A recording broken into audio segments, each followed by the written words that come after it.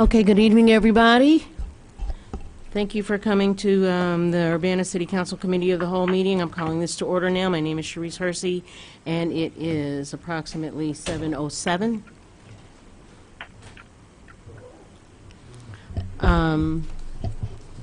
City Clerk, could you call the roll, please? Council members Brown. Here. Hazen. Here. Hersey. Here. Jacobson. Here. Miller. Roberts. Here. Wu. Here. Mayor Marlin. Here. Okay, our first thing on the agenda is to approve,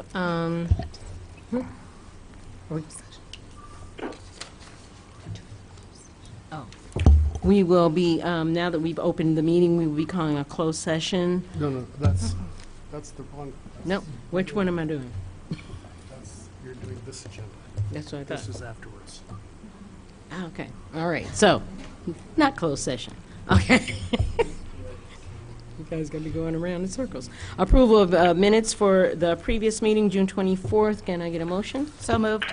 Seconded Okay, by Dennis. okay. So it was moved by Mary Alice Wu and seconded by Dennis Roberts. Are there any corrections or discussion regarding the minutes? No? Okay, seeing that there are no additions or corrections, then I move forward to be approved. All those in favor? Aye. Aye. All right. I'm getting this, you guys. Next on the agenda, any additions to the agenda? Any additions at all to the agenda? Okay, seeing no additions, moving on to public input. And I have here several. If anyone has any public input cards, will you please bring them forward? And I will start with, okay. Mayor Marlin would like to make a statement first, and then I'll move on to the other. Good evening, everybody. I know a number of you, or probably most of you, are here related to the special events ordinance and the Independent Media Center, so I wanted to address that. I apologize for not being here last week. I was attending the U.S. Conference of Mayors meeting, as well as a Climate Mayors meeting. I'm also kind of jet-lagged, so I'm going to ask Sharice, if I start to go off the rails, just push me back on track, because I'm still recovering. Okay. Anyway, I have some comments related to the situation.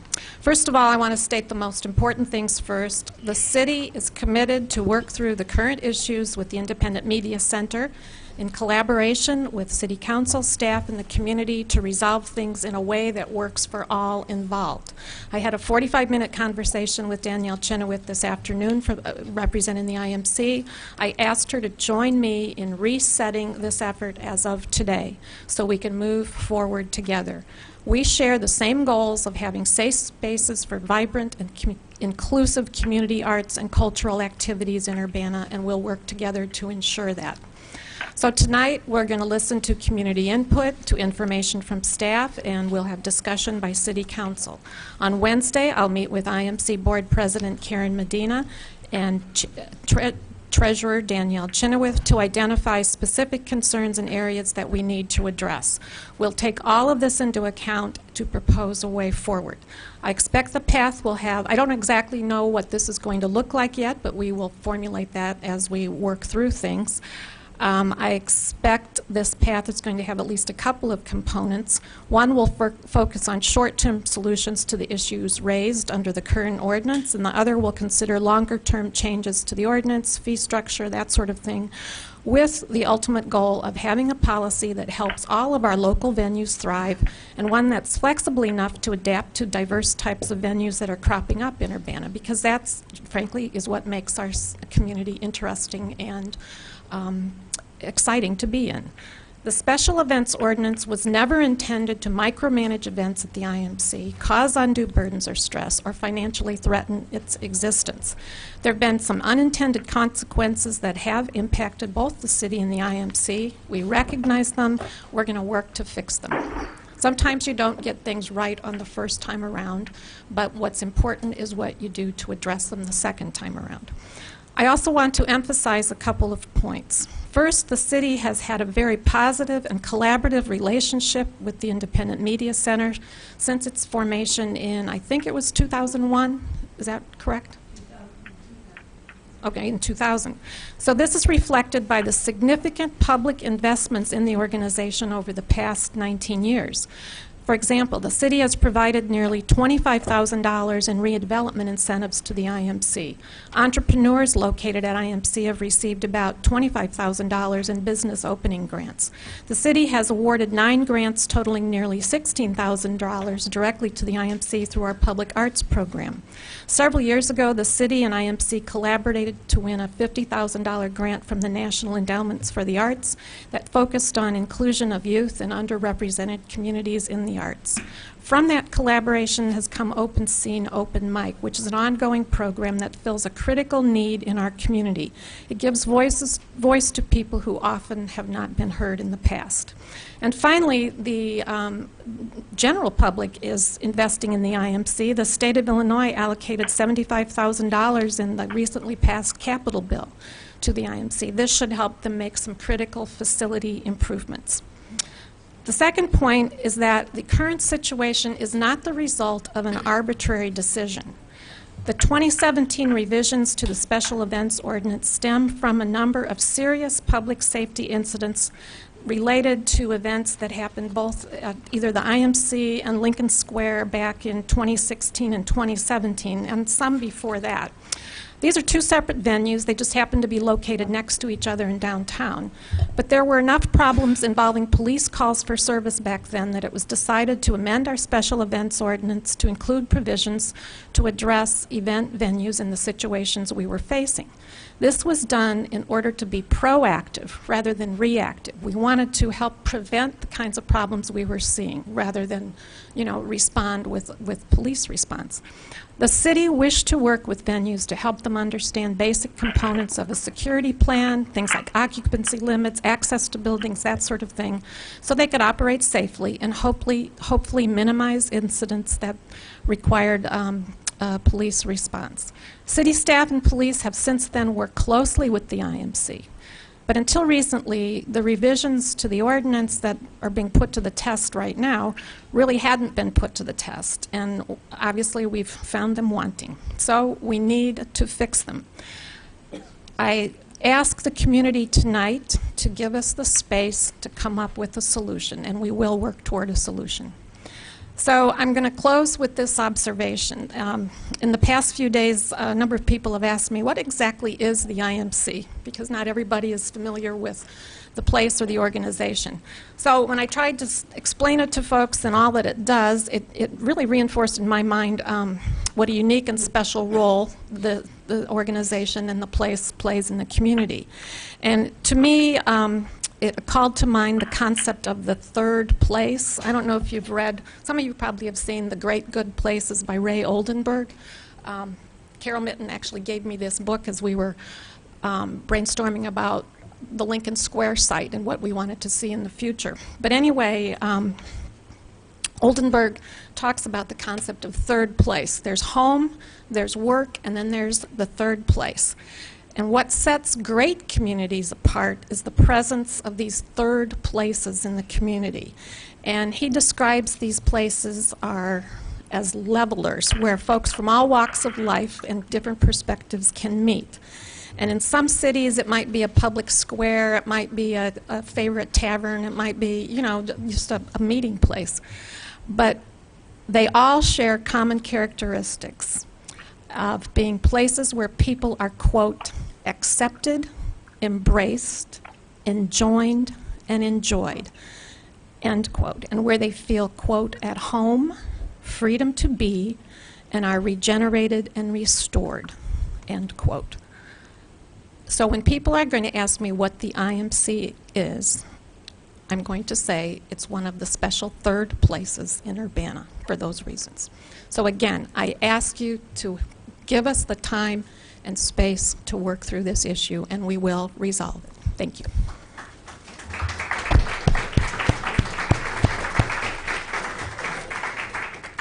Are there any more public input cards that need to come forward before we move on with public input?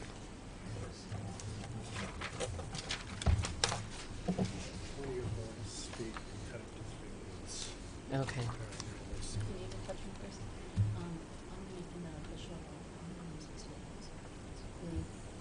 Okay. And after that, it's 3 minutes. Okay. Well, I have several cards here tonight, so let me preface this by saying Karen Medina wants to, as far as speaking, making an official statement. After that, everyone else will be held to 3 minutes because we have so many. Not yet. Let me just do this real quick. But I do have several input cards of people who wish to either support and not speak. Geraldine Theobald is in support, and this place is important for meetings, etc. Since no other venue that I am aware of has the space and accommodations. So Geraldine wishes to show her support. Some people did not mark whether or not they wanted to address the members or not, so I'll get to you later. Sarah Scott chooses not to speak, but she is in support of the IMC as a thriving arts and culture center in the hub of Urbana. Very much hope the city will not overburden the IMC with unnecessary regulation that hinders it.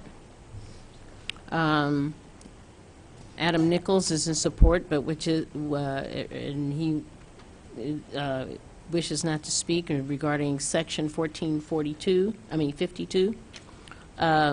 Bobby Trist is also in support of the IMC and does not wish to say anything, I don't think.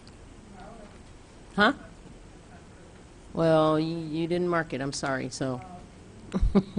Didn't mark one way or the other. But I'll put it over here in the other pile. Brenda Larcombe? Okay. In support of IMC's suggestion that events after 9 p.m. with amplified music be subject to permits, and others that end earlier are more intimate, focused events and don't need a special event permit. That is her support, in her support of that.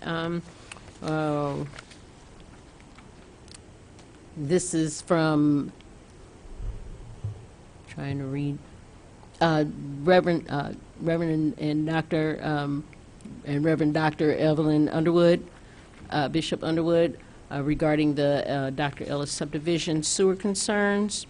We are continually concerned about the Dr. Ellis subdivision sewer problem. Okay. Eldris Melinda Carr, continued concerns about Dr. Ellis subdivision issues, equity, and historic impact. Thank you. And let's see, Russ Ribicki, who does not wish to address the members. I encourage the city to find a workable solution with the IMC. Nancy Dietrich of the IMC, I hope a solution can be reached that does not involve overregulation of events at the IMC. Thank you. Okay, those are the people who did not wish to. I think there's a couple here. So let me start with, okay, hold on. That's at the time of the agenda, so I'll start with, Karen, did you want to address now? Yes. Okay.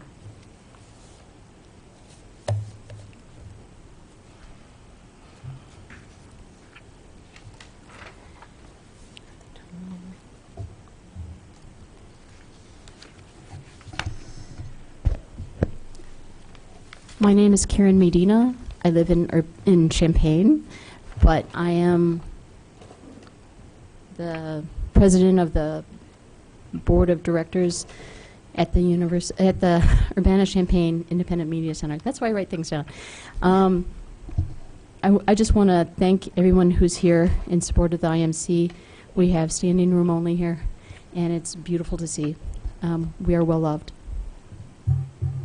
This is the UCIMC's statement to the Council on July 8th, 2019. We wish to give our thanks to the Urbana City Council and Mayor for your attention to and concern for the IMC, our beloved nonprofit arts center in downtown. After 19 years of strong collaboration with the City of Urbana, we were shocked and dismayed by actions by the city administration that have been legalistic, overly broad, and show a lack of understanding of our mission and programs. Let me be clear that if things continue as they are now, the IMC could be forced to close our doors. As we stand today, the IMC must submit an application for a special event permit for any non-reoccurring event that lasts past 8 p.m. anywhere in our center. That includes poetry events, theater pieces, movies, and one-time bike project, books to prisoners, and makerspace events. The application for this permit requires a $100 non-refundable fee. This fee is up from $25 just a few months ago. And as of July 1st, the city no longer exempts nonprofit organizations from paying this fee. By the letter of the law, applications must be submitted 45 business days in advance or potentially be slapped with a fine. Nobody except weddings and corporate events are planned 45 business days in advance. Although the city staff have been gracious in not enforcing this deadline, we are concerned that since we have been sliced by the letter of the law recently, it feels hard to trust that the city will always be lenient. Last week, we had to gather donations for $300 for applications for 3 upcoming events that will bring in less than $100 each as revenue for the IMC. The city's making more money off of it than we are.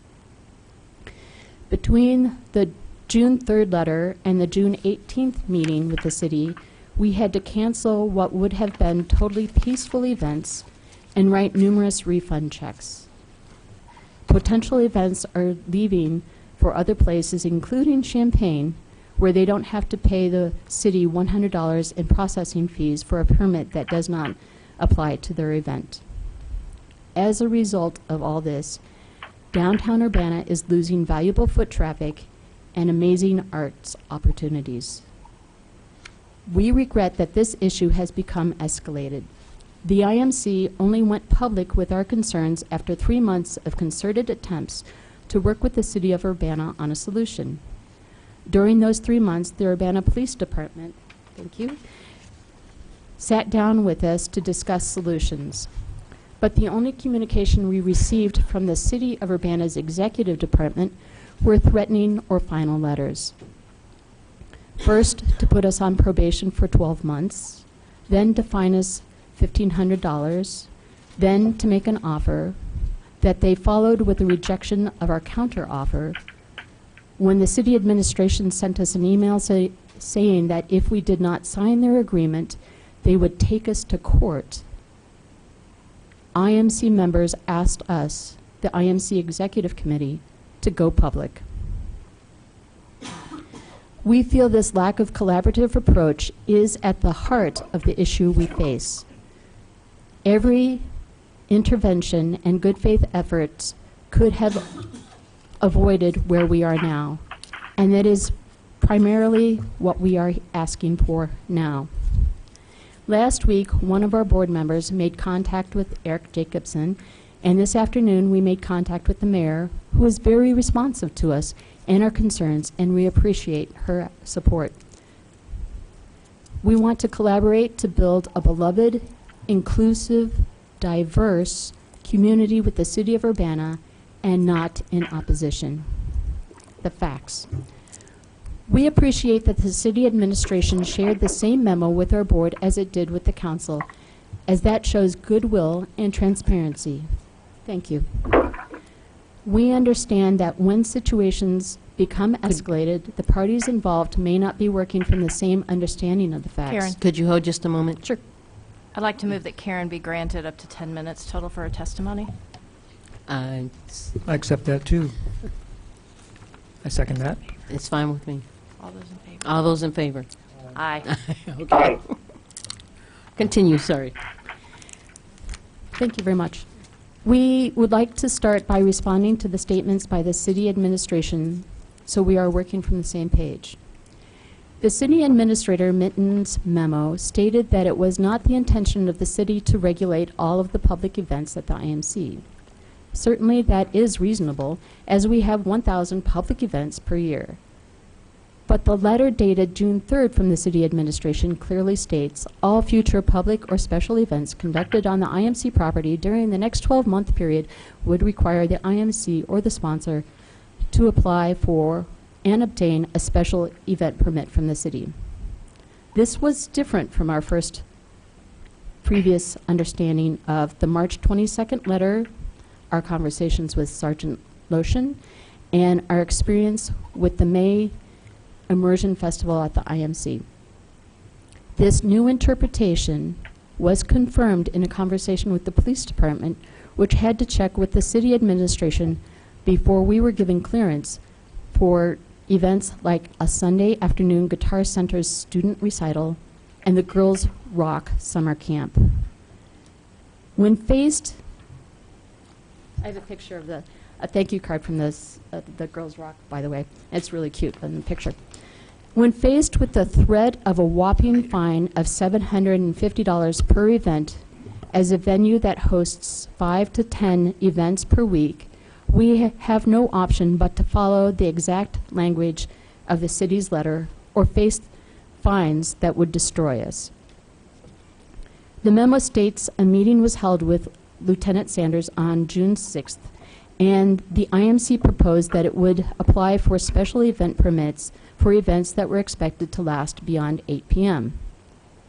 In that meeting, we drew a huge circle representing all the events that the IMC, and we drew a tiny circle inside of it to indicate that the subset of events that the city had concerns about. And we asked, what would help us focus on this subset? We specifically asked if we could brainstorm ideas without making commitments, as we needed to look at data and talk with our board before agreeing to anything. The idea of an 8 p.m. option was casually floated by one of us as part of this exploratory discussion, and before we had a chance to look at any data or evaluate the impact of events. After the meeting with Lieutenant Sanders, we expected a follow-up meeting with the city's executive department. Instead, to our surprise, we received a letter offering that we could avoid the $1,500 fine if we agreed to obtain a special event permit for all public events extending past 8 p.m. Evaluating the impact of the 8 p.m. line, we discovered that if we agreed to this offer, the IMC would need to apply for 75 permits per year, 75 times $100.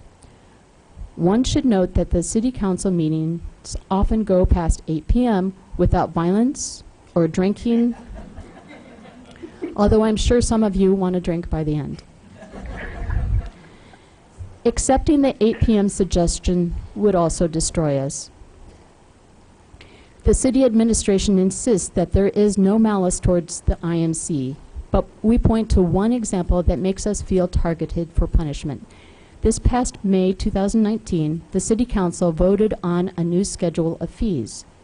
We note that the change does not include the typically explanatory memo that normally accompanies even small changes. This new schedule quietly increases the application for a special event permit by 400% overnight, from $25 to $100, and removes the long-standing waiver for nonprofit organizations. Were you made aware of this drastic change and its impact before voting? This change was made 2 months after the city administration's first threatening letter to us demanding these permits. Since we appeared before you last week, we have had to scrape together private donations to pay $300 in application fees for 3 events, where the total income for the IMC for these events will be much less than $300. This is an example of a change that appears to be specifically targeting the IMC so as to regulate us out of existence. Police calls for service. The IMC Board thanks City Administrator Minton for providing the list of Urbana police visits to the IMC. We had requested this over a month ago so that we could review the history of any incidents and work on correcting. We were told that we needed to FOIA for it, Freedom of Information Act. So last Friday is the first we have seen this list. It is essential that the council and the public understand that the IMC is a safe location. Of the 1,000 plus public events we host each year, it is very rare that we need police intervention, and usually for occasional disorderly conduct or petty theft. Those instances of real concern are what we want to focus on. Since March, we have greatly enhanced security with clear security plans, regular checks by board members, and we continue to work on issues of safety and venue management. Looking at the list that City Administrator Minton labeled as calls for service, this is vital information which is easily misinterpreted. For instance, items listed as follow-up, foot patrol, bar closing, and traffic stop would not be initiated by a call for help. Other visits labeled as found property would also not be related to the IMC as a venue. So this list is more likely a list of times the police had official business at or near the IMC. Looking at 2019, for instance, please note that March 22nd and June 3rd are listed as calls when they are simply times when an officer was sent to hand deliver letters from the city, the same ones that are in your packet from the city administration. Of the 13 listed, there are only for 2019, there are only 4 items of significance in 2019. The first 3 were all before 8 p.m. and were not associated with any IMC-related event. Therefore, these calls would not be prevented by the proposed rule. March 10th marked as juvenile at 6 p.m., March 13th shortly after 12 noon where someone was removed, and April 3rd at 6:30 p.m. are listed as fight. We believe all of these are related to a group of teens who were banned from the Urbana Free Library and Lincoln Square Mall in March, who then came to hang out, keep dry, and get warm in the post office lobby and hallways of the IMC. In repeatedly asking the teens to behave, we spoke with them and discovered they are struggling with significant home issues. They need support that the city and the IMC should collaborate on providing. But these significant calls have nothing to do with the IMC events or programs. Moving on down that list, we note that May 12th, an event for which we were fined $750, doesn't even appear on this list. May 11th is listed as disorderly conduct during an event fully overseen by the IMC with 2 board members present, along with an overly large security team for a lightly attended and peaceful event. Lieutenant Sanders mentioned this call for service during one of our meetings with him, and we discovered it was a call about a verbal threat that was unsubstantiated when the police walked over to investigate. We ask that the City Council and anyone reading this list provided by City Administrator Minton to read the list carefully and not be misled by the title given to the list. It is a list of police visits to the IMC on official business. It is not a list of calls, nor is it a list related to public events at the IMC.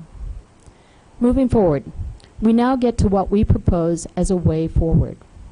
First and foremost, please remove IMC from the 12-month probation.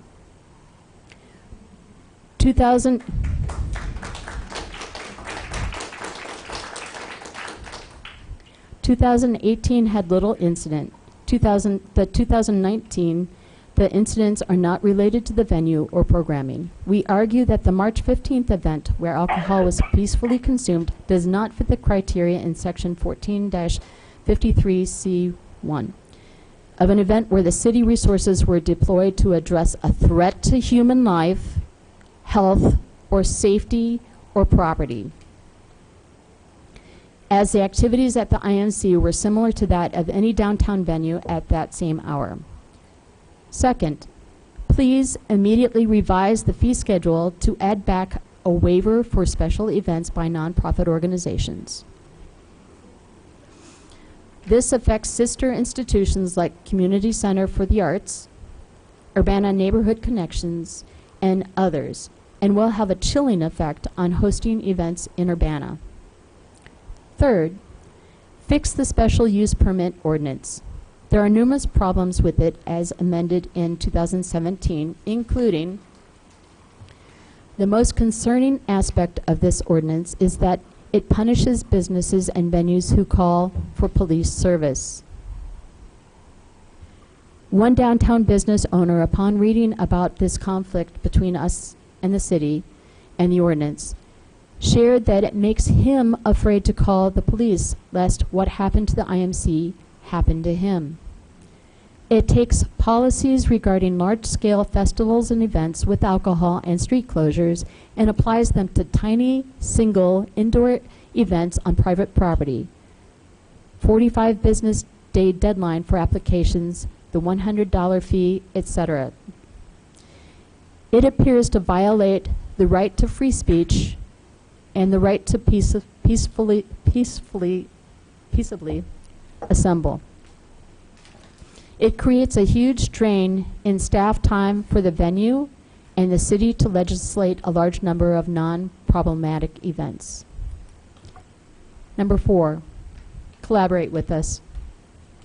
We sincerely want to work with the city on ensuring our venue is safe and accessible to all.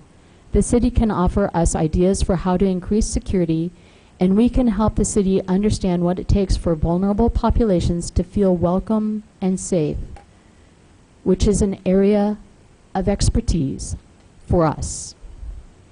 Thank you.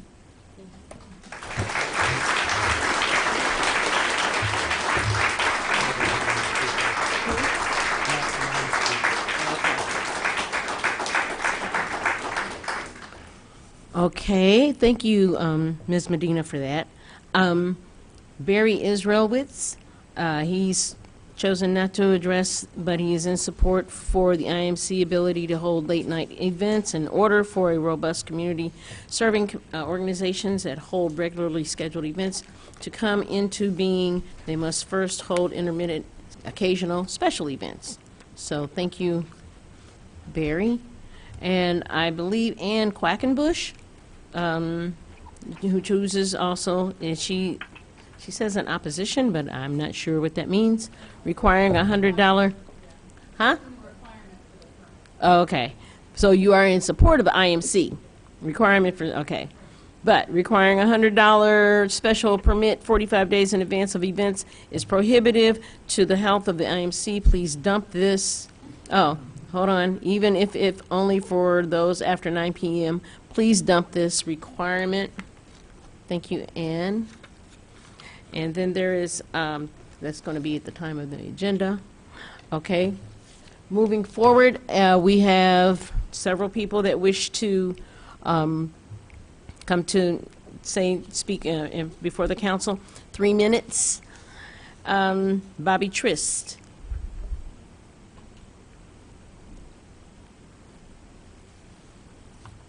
And then I'll put the rest of them in alphabetical order.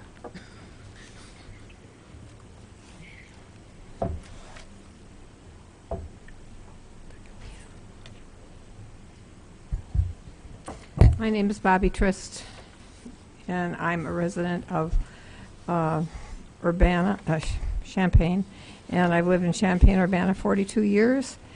I think the IMC is a really precious resource, and this would be killing the goose that laid the golden egg. It is a vital part of the fabric of our community, and I see the community as Champaign, Urbana, Savoy, Thomasboro, etc. We're more than one city, but we're one community. But you hold the strings because the IMC is located in Urbana. when my youngest son, who's now 40, moved back to town in 2001, he'd been living with his father for a couple of years, he got involved with the IMC when he was very young.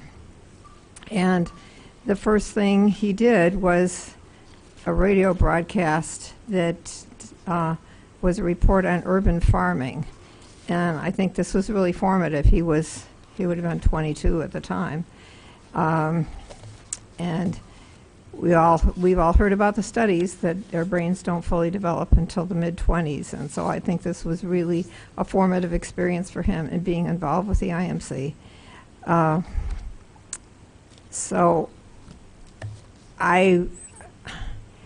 The IMC sponsors so many things. It has the bike project, it has books to prisoners, it has makerspace, a lot of community meetings go on there. I've been involved with the what was once called No More Jails and then became Build Programs Not Jails, and most of our meetings were held at the IMC. Now the No Cash Bail Coalition is meeting there. This is a valuable space, and please don't kill it. Thank you.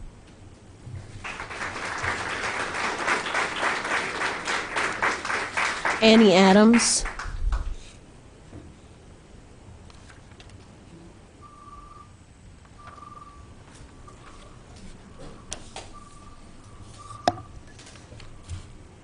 Hello, I'm Annie Adams and I live in Urbana. What makes a city great? Culture. How do we define culture? Through our cultural assets.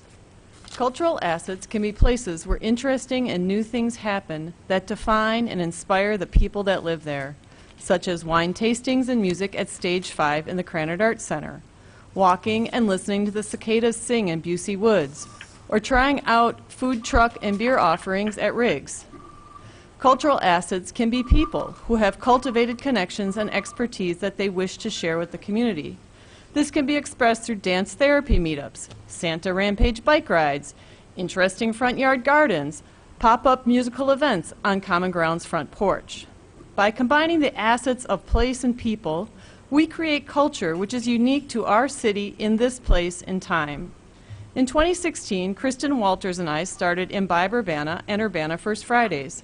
We were energized by what we felt were untapped cultural assets that needed a voice. While I am no longer involved in the project, I can say unequivocally the IMC was an invaluable partner in our endeavor.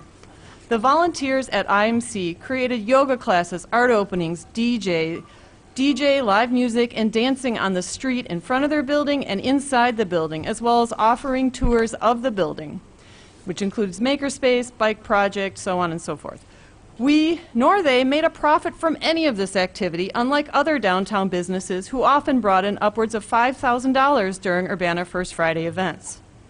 This is all to say that none of this would have happened if we were asked to have 45 days notice, pay $100 per event, and have a security plan.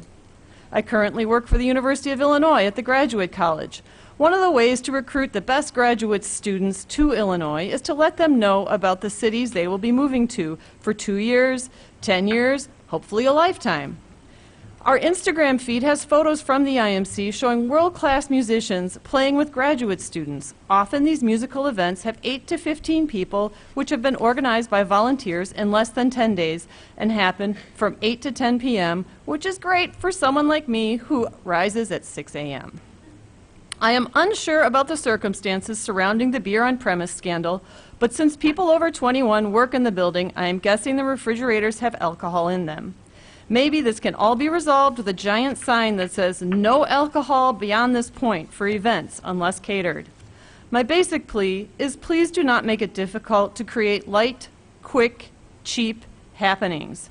These 3 elements, light, quick, cheap, are essential for the creation of unique city culture. Thank you. Thank you. Cope Cumston?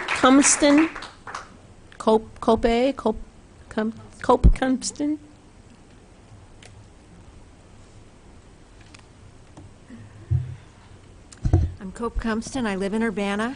I spent 6 years sitting there with the Human Relations Commission. I spent 6 years on the Urbana School Board, and I'm a founding funder of the IMC since 2000. I want to thank Mayor Marlin for your statement. That was very reassuring, but I'm really upset to hear the experience of the IMC with city administration. I'd like to add my voice to the concerns over excessive restrictions for programming that the City of Urbana has imposed on the Independent Media Center. I've been associated with the IMC since its founding in 2000 and was trained in the original location on Main Street in interviewing and editing recordings for radio broadcast when media was under attack at the Seattle protests of the meetings of the World Trade Organization. People from this community put their bodies on the line to protect citizens' rights to free speech and to ensure accurate reporting. The IMC is part of a critically important worldwide focus of media, political awareness, activism, and free speech. The IMC is a grassroots organization. It's unusual, it pushes the boundaries, it challenges the status quo, and yes, occasionally it may challenge the quiet demeanor of downtown Urbana. Some of us think Urbana has more to gain from this than to lose. Look closely at the deeper value of what the IMC provides and how thin the line of financial security it operates under. The IMC is a rare and fragile voice. We are all seeing freedoms and resources we've taken for granted in this country disappearing. Don't let this happen in Urbana. I urge you to lift the restrictions immediately and begin the necessary discussions to support rather than restrict an invaluable community resource. Thank you.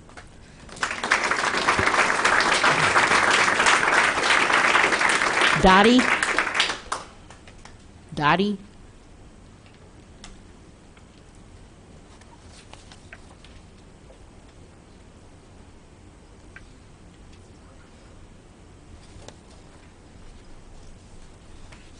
Good evening. I'm Dottie Vura-Weiss, and I've lived in Urbana for close to 6 years now. And I am appreciative of Mayor Marlin's comments at the very beginning and of the thoughtful suggestions, report and suggestions from the board of the IMC. I see that the IMC serves as a community center, or same way as schools and churches do in terms of the programs that it puts on. They're programs that build community by allowing people to talk with those that aren't already their friends and acquaintances. And the wide range, some of you are very familiar with it, but maybe not all. I've been there to birthday parties for people from about 5 to 80. I've actually been part of a presentation on court fees and fines, which included presentations by the chair of the state committee, the State General Assembly Committee that was reviewing it, also the prosecuting attorney chief from the federal courthouse, and someone who had been impacted severely by the fees and fines that were limiting her ability to move on with her life, and now she has finally gotten her master's in social work from the university. I've not always been involved in these things, but also I know that there have been classes on African American drumming and classes of the Kathak dancing style, which is a traditional style of dancing from India that involves simultaneously having different meters, you know, a meter of 5 and a meter of 7, that they are making the rhythm with their feet as well as doing the dance that they're doing. So it's an incredible resource, and as many others have said. And I am very concerned about the regulations and their impact on this. I appreciate also the comments about how being able to create events on a quick, responsive time schedule is so important. So that I would suggest that you suspend the enforcement of these rules until a resolution can be found. And I support the recommendations of the board of the IMC that include removing the probation, going back to exempting the 501c3 organizations because they are part of our community and part of a community benefit, fixing the fee schedule if if any part of it continues, and working on collaboration with community organizations in order to accomplish what needs to be accomplished, making sure that if there's something where there's an anticipation there will be a huge crowd, yes, the police need to know about it. But otherwise, I encourage them to be able to continue with their current activities. Thank you very much. Thank you, Dottie. I have a few more notices that, or people did not want to address the council. Lisa Powers, the topic is IMC. In support of IMC. I want to make sure that permit laws do not force IMC to become unable to serve such a wide swath of our community, including groups without funds to pay for permits. Please remove the one-year probation and change permit laws to be more accessible to the community. John McNally, who also is in support and does not wish to speak. I'm in support of the IMC, and I oppose the ruling to something special events. Okay, permits. I'm sorry, I couldn't read that. Allison Marbell, Manbell, Rebel. Unnecessary. I don't like to say that people's names wrong. Unnecessary permit is required of the IMC that could potentially hinder its ability to serve as a diverse and safe community arts space / arts space. Okay, we have other people coming forward. 3 minutes, people, please. And this is one more that is not speaking? I'm not sure, because you didn't mark it. But I'll say that you're choosing not to address. In opposition, I oppose any restrictions on activities held at the IMC, a jewel in downtown Urbana. Let's not crimp the style and activities of people who may not look or think like the majority. Okay. Next, we have Belden Fields, who wishes to come forward.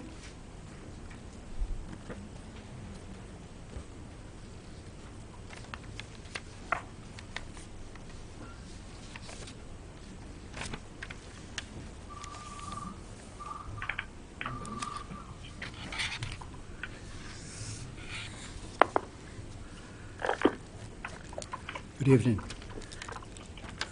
The packet that I have here is the exchange between, well, it's mainly from the city to the IMC. And I've been a resident of Urbana for 54 years. And when I read this, it didn't look like Urbana to me. Someone in the administration was quoted as saying that this is the way we do things in Urbana. That's very unfamiliar to me. We at the IMC, I should say I'm one of the original donors to the IMC. I'm a past member of the board of the IMC. I am on the editorial group that does the Public Eye, which is the newspaper of the IMC. So I'm very familiar with the organization. And we're open to young people. Particularly, we encourage young people of all backgrounds to come in. We try to offer a safe place where they can perform, learn, and innovate. Our openness means that we take risks. Our major reward for taking those risks, not money, but the gratification that comes with providing a unique space and service. And you, the city, have up to this point been encouraging of that, and you have come to us to cooperate with you on this. Yes, some unfortunate things have happened, like someone brought alcohol into our space without a permit, and he was seen leaving the space. We try to take measures to prevent this, and we will do so in the future. But when you open up to keep youth off the streets, to repeat, there are always risks that are involved. And I hope you do not want to destroy us, because really you will be cutting your nose off to spite your face. I just want to say one other thing that I find very disturbing, and that is calls for service to the police. It appears that organizations, or maybe even businesses, are penalized, because here we have a recounting, oh, we've had to come because you called us. We want to be free to call the police and have that viewed as a positive thing. That's the kind of cooperation we want. We cannot, if there is violence, for example, we are not deputized as agents of the state. We can't commit violence against someone who's committing violence in that body. We will need the police to do that.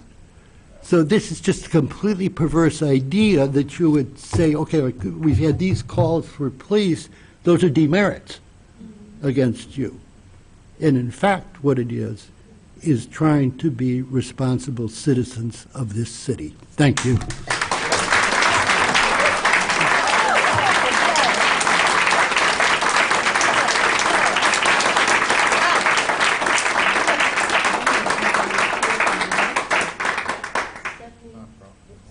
Stephanie Furtado, and I'm assuming you and Mike Ingram both would like to speak at the same time? No. Oh, okay, well then Stephanie Furtado, come on up.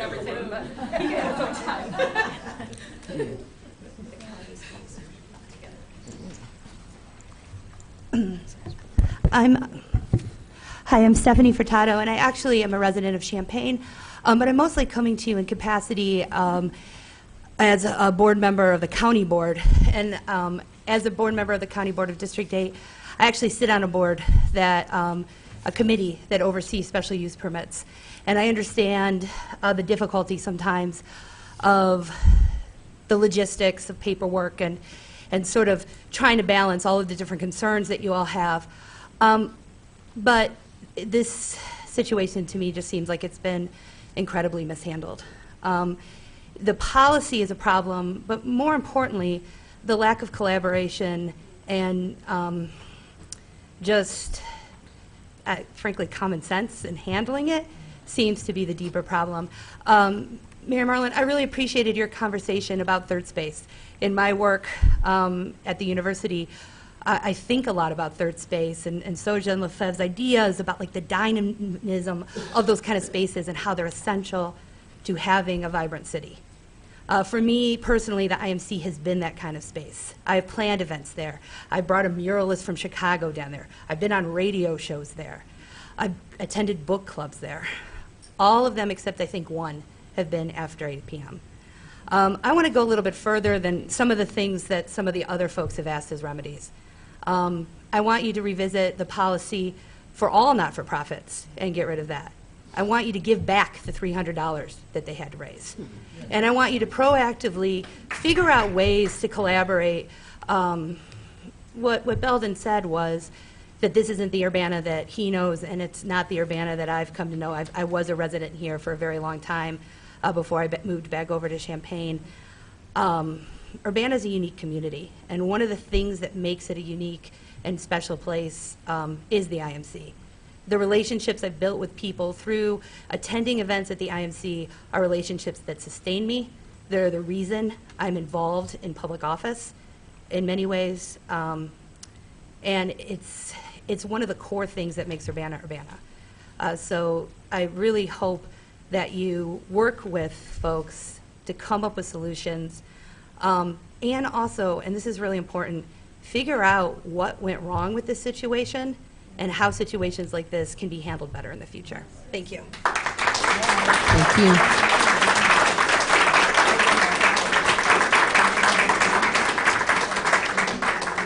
I'm pretty sure I'm going to mispronounce this. Patrick Dupret Guillaume. Am I the right distance away here? As long as I can hear you, sweetie. My name is Patrick Dupre Guillaume, and I'm here to speak in support of the Urbana-Champaign Independent Media Center. The Independent Media Center in this community is part of a network of organizations that at one point spanned the country and attempted to break the stranglehold of corporate control that has gradually subverted the independent press in this country. However, I think its role in this community goes far deeper than that. I've noticed that many of the people who've come to speak here in support of this organization have been people who've lived in this community for a very long time. I moved to Urbana about a year ago in August. And I think I speak for a lot of people who are new to this community when I say that it's not always very easy to find a niche for oneself. When you lack any friends or connections, the Urbana-Champaign Independent Media Center has given me a place where I can allow myself to form new relationships with people that I would otherwise never have met. I was there volunteering earlier today, and a young woman came in who was distraught over the death of her ex-fiance's cat. And even though we weren't in a position to change anything about the situation, she was able to come in and find people who were willing to lend her a sympathetic ear, including Karen Medina.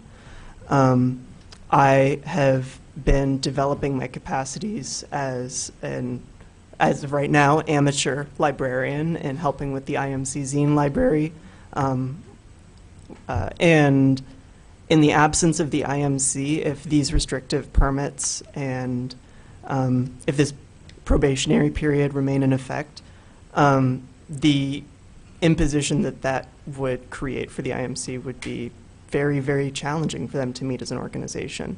And I strongly encourage all of you to work to defuse the tensions between the Urbana City Council and the Independent Media Center in order to permit this organization to continue doing the valuable work it does. Thanks. Thank you, Patrick. GEO Local 6300.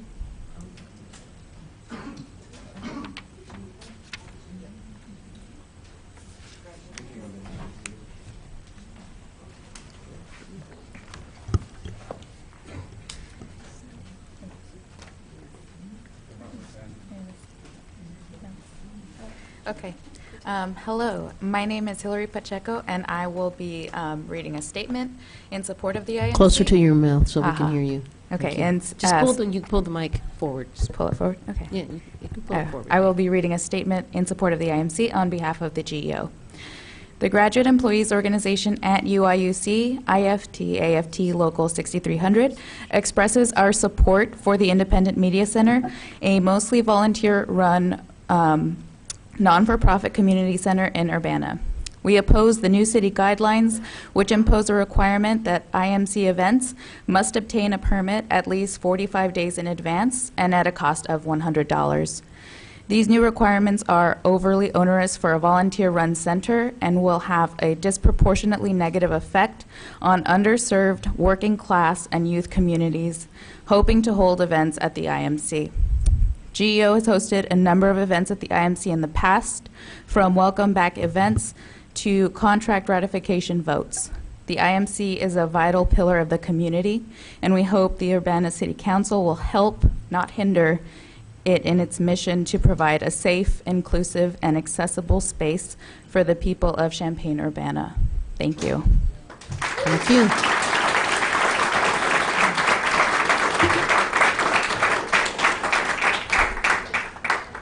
I'm not sure, because it wasn't marked, is this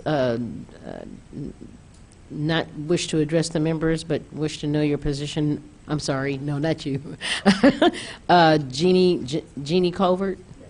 Did you want to speak or no? Okay. We're going to high school students go do their walk out to teach in. I was privileged to... Huh? About gun violence. Okay.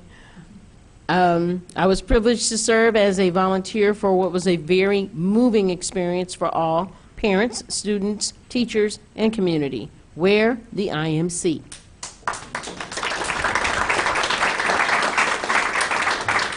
Mike Ingram, would you like to step forward, please? Mike Ingram? I'm not speaking loud enough. I find that hard to believe. It's full room. Okay. Hello, everybody. My name is Mike Ingram, Champaign resident, member of the Champaign County Board, and a longtime user of the IMC. I managed to put all my thoughts down in one space this time, so let me just read this really quickly. As I mentioned before, last week during public comment, I think that spaces are important to do whatever it is that people find lacking elsewhere in their community. I didn't really plan on taking up any more of your time tonight, but after having spoken last week, I've had several people reach out to me with their thoughts. Several mentioned, and I'm glad that the mayor mentioned this in her statement as well, that this is one of the only places in this community where they can go feeling fully comfortable being themselves. It is a space free of a lot of the boundaries that keep our community members out of other spaces. When I say that kids can plan and attend events here, I don't just mean high schoolers, but also people in college or their early 20s who are searching for their identities and their places to be. Safety issues has been invoked many times when it comes to targeting this space and other spaces where young people and black people congregate. I will say that I've been to a lot of rock shows and bars full of white people where fights have broken out, and never once have I been told to keep other white people in check if I wanted to keep the venue or bar open.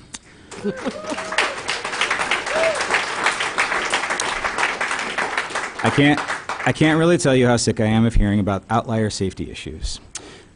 I'm happy to hear that the mayor and several council members are eager to find a solution.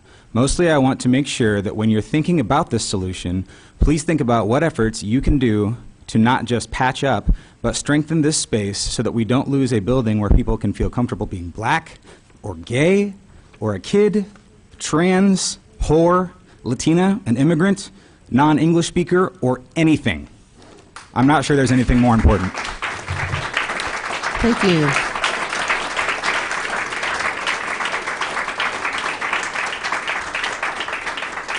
Shelley Mazar? She had to leave, but she appreciates what's been said. Oh, okay. Matthew Murray. Well, what she wrote, I'll read, yeah, I didn't even think about that. IMC number 12, the IMC is that Verity, I think, an entry-level arts venue that serves both white and black citizens, young and older. Variety. This was Shelley Mazard. Matt, you don't want to speak? Oh, okay. Drop fines and fees for IMC programs. Fees against IMC. Okay. Thank you, Matt. Paul Mutz?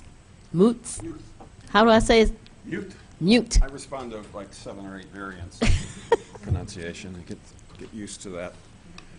Well, I associate myself with everything that's been said, and I don't know why I need to get up here and say anymore, but I do want to mention that Mike Ingram is co-signed with this letter that may be in your packet from 123 people to you today in support of the IMC. Maybe I'll just add something that I noted in the sort of capitulation of some of the relations in the past, and it was like a flow over into Lincoln Square. There was a hot summer about 3 summers ago where there were some fights that broke out in the parking garage where people were waiting, and it was mainly African American youth that caused police calls, and I don't think they were tallied to the IMC. It was long enough ago that it probably wasn't on that list, but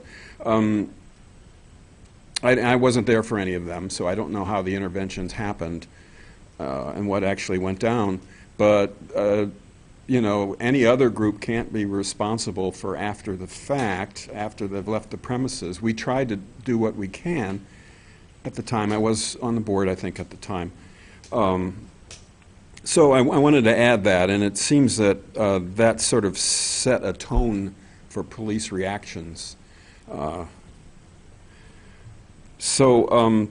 Again, yeah, I want to applaud everything, and I do like the fact that our mayor brought up the third space. It's from a book called A Great Good Place, which I hope the IMC can continue to be, and I'm glad everybody's resolving to find a way through. So thank you very much. Thank you, Paul. Brian Verweiss. Brian?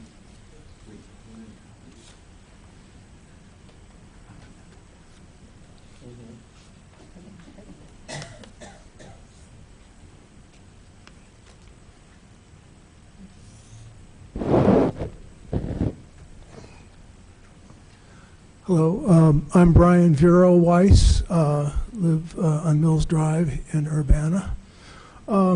First, I'd like to thank the City Council for all the work that you do for us, and it is appreciated. Mayor Marlin, I really appreciate what you said at the beginning. I'm still upset with you because you took my best line. The line is unintended consequences. The last time I was here, I complained, and it was after a very eloquent young man talking about the bike share and got an award. I complained about the bikes that were everywhere. And I just came back from Providence, Rhode Island, where the bikes are everywhere, but they're bright orange. And I was trying to find a bike on my way here to find out what color they were, because I thought they were bright orange still, but no, they were that teal green. So you identified the problem, and you solved the problem. And thank you. I think I have confidence that you'll do that here as well. You know, I re-looked at the IMC website. It's very impressive.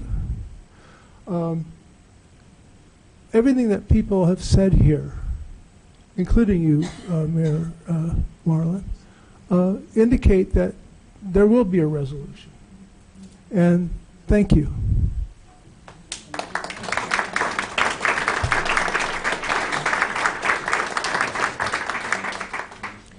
Is there anyone else that would like to speak at this time? And I have several that are waiting for discussion, the discussion time at the end of the meeting. But do I have cards for you? Yes. Okay, let's see. So everyone wants to do it now? Okay, and what I have is Stuart Levy. Yep. Okay. Would you like to go now? I could either go now or just before you put the discussion for that event, for that item. Line item, you tell me. Oh, well, sweetie, pick a time. Okay. Yeah, she's right here. Well, Stuart's coming now. Thank you, Stuart.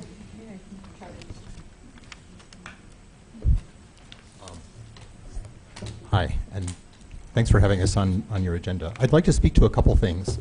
So a lot of people have said you should be good to the IMC because the IMC does important work, and I certainly support that. But I also want to consider the application of this ordinance to the IMC.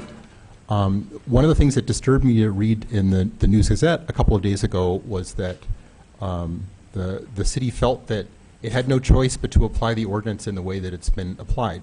So what I'm seeing is, so in the middle of March, there was an event with a liquor violation, and and that caused a big stir. The police came out, as they should have.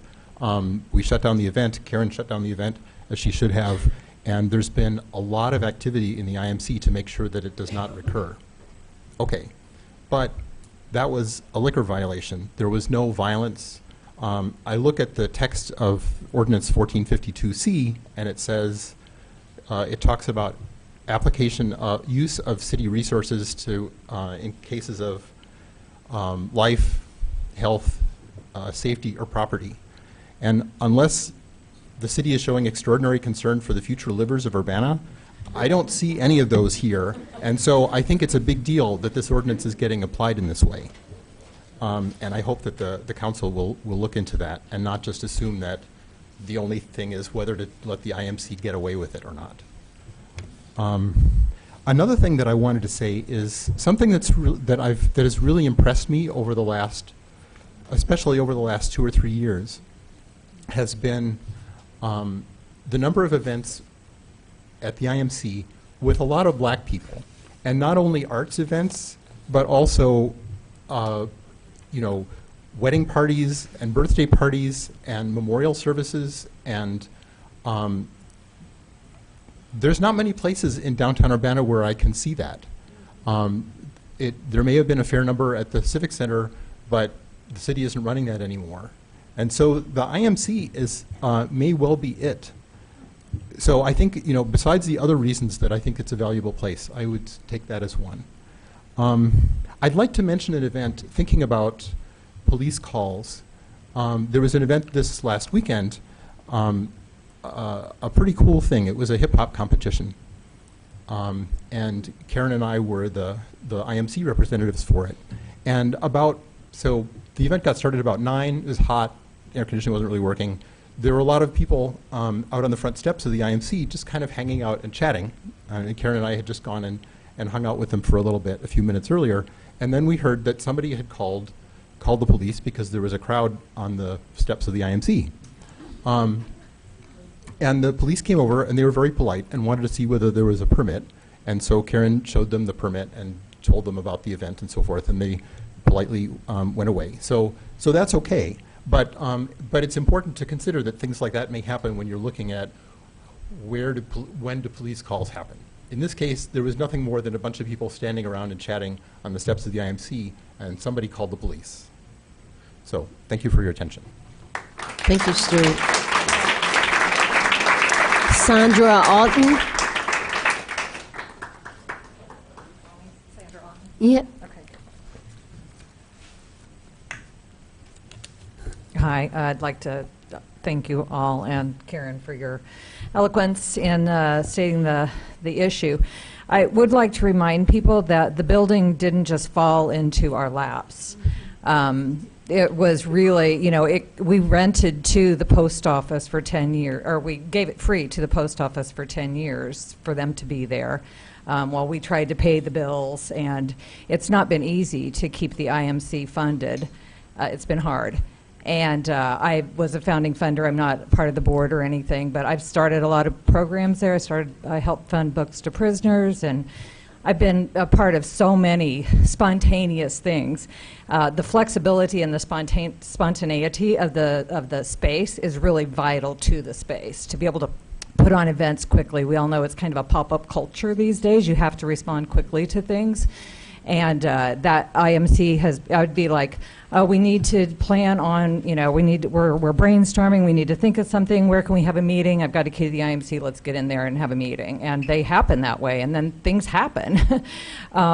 So just to say that. And then just from another point of view, besides being a lover of the IMC, I'm a business person here in Urbana. My husband and I own Elliott Counseling Group, and we have a office in the Lincoln Square Mall. But we have our Christmas parties there because we want to help financially support Urbana and the IMC. We could have them anywhere. We have them there. We pay the money. We pay the fee. But I don't want to pay a $100 fee. And I don't want to really, I'm not that great a planner. I don't want to plan it 45 days in advance necessarily. I want to find a place that I can rent when I need to rent it. When it's open. So just consider that when you're considering how to restructure. I really think the $100 is a little bit prohibitive even for businesses. So I'm not saying we should pay nothing like I believe all not-for-profits should. I don't think you should be profiting off of not-for-profits in your permitting.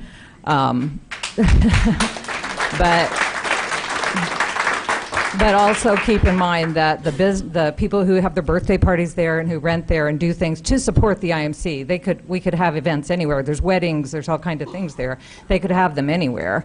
So they don't necessarily, even though they're not for profit, they don't need to be burdened with a $100 permitting fee and a 45-day notice either, in my opinion. So thanks for considering. Thank you. Would anyone else care to speak at this time? Okay. What's your name, sweetie? I submitted a form. What is it? Daria. Daria Shanabi? Shagabi. Say it again. Shagabi. Shagabi. Yeah. Okay. Thank you, Daria. Yeah. Hi. I'm Daria Shagabi. I am a resident of Urbana and a member of the IMC. Although I'm not well versed on the rules and regulations that are being inflicted upon the IMC, I am well versed in the cultural importance that it has for our community. I would like to share a personal story, if that's okay. Okay, about a year ago, I went to a drag show at the IMC. It was past June in 2018. This drag show was advertised as family friendly, so I took my daughter, who was around 1 at the time. My daughter had her first steps during this event. I would also like to note that this event took place after 8 p.m. The IMC has the potential to be a family-friendly event if you allow it to. Please do not let the bad just distract you from the good. I would also like to note that the IMC is the only place in our community that is accessible and inclusive. I would like to read the IMC's about, if that is okay. The IMC states, "We foster the creation and distribution of media, art, and narratives emphasizing underrepresented voices and perspectives, and promote empowerment and expression through media and arts education.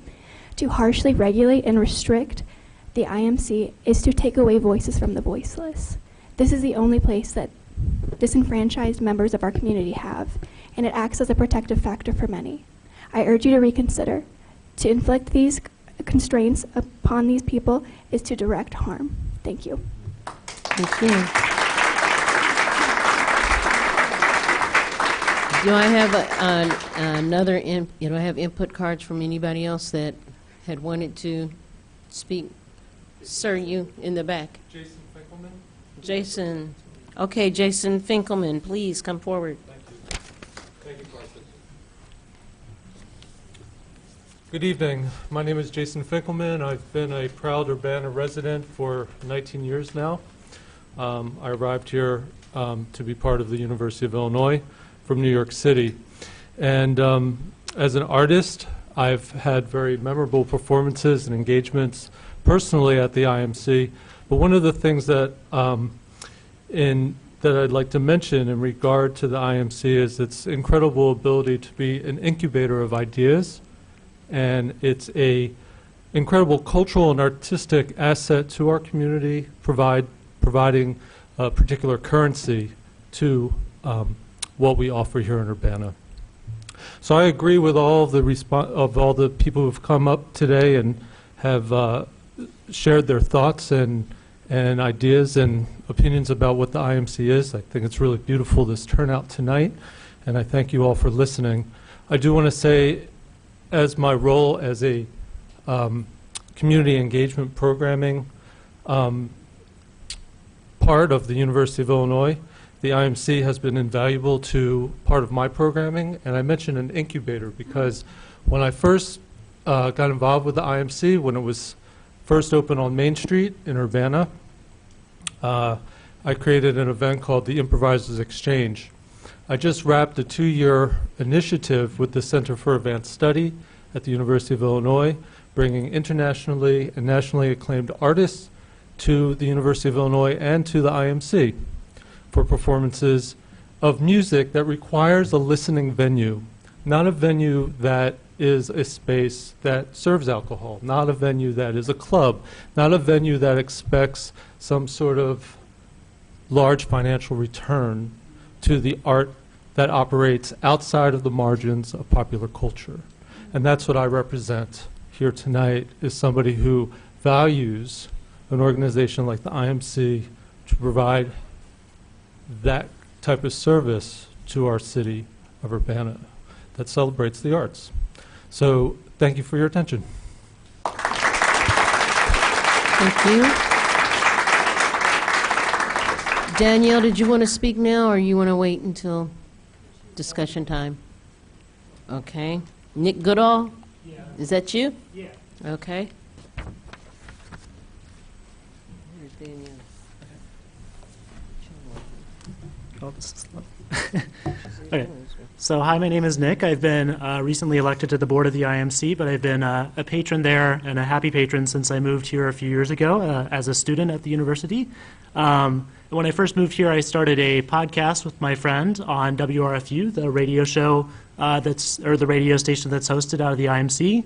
We were immediately impressed by the warmth and the resources of everybody at the IMC.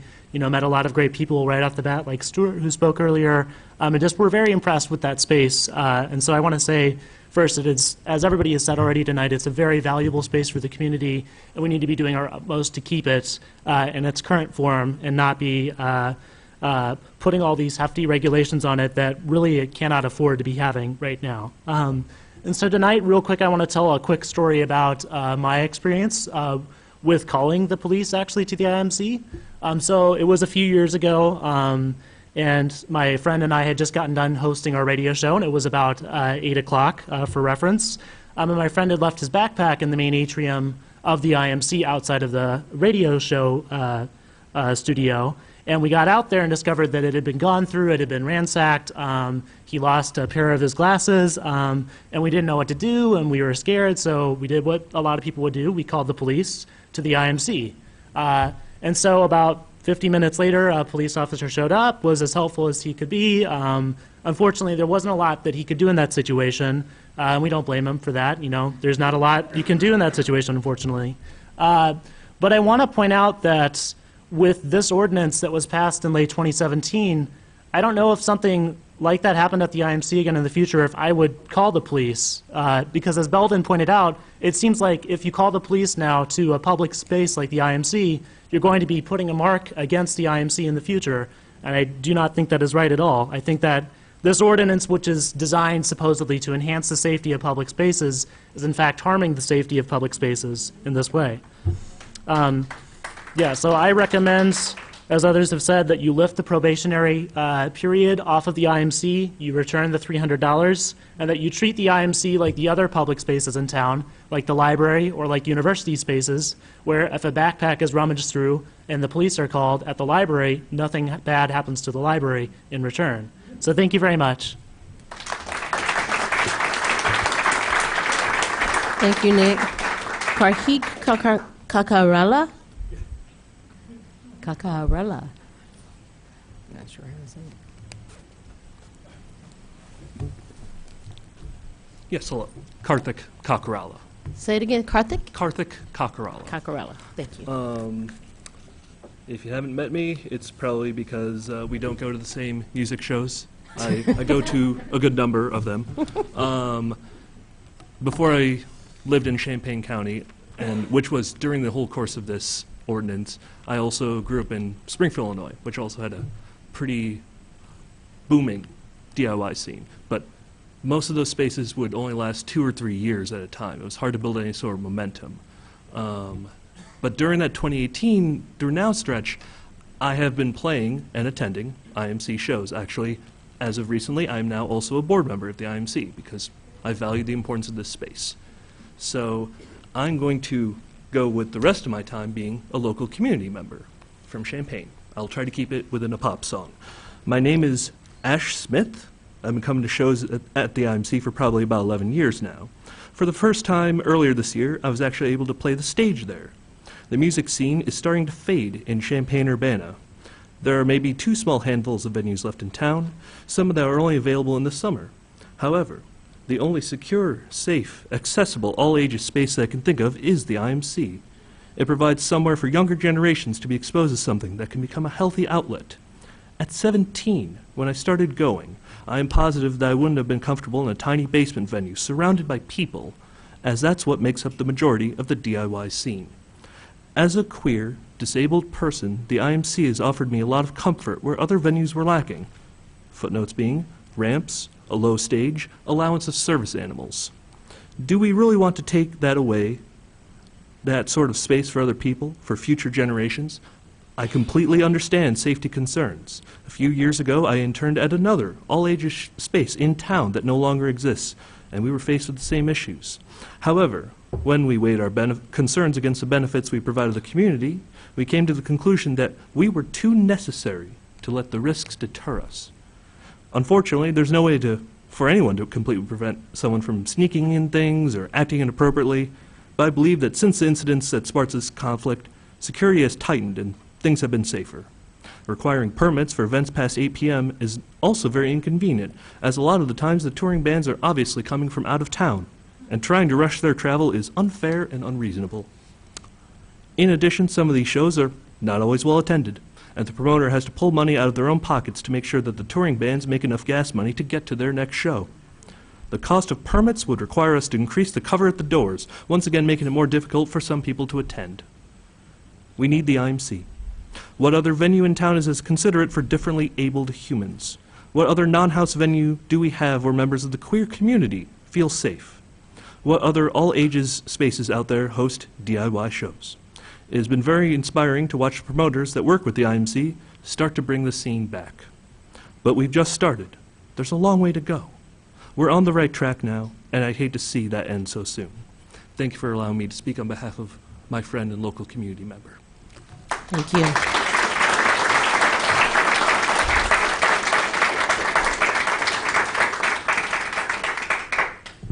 I would like to add a little something. Can I say something?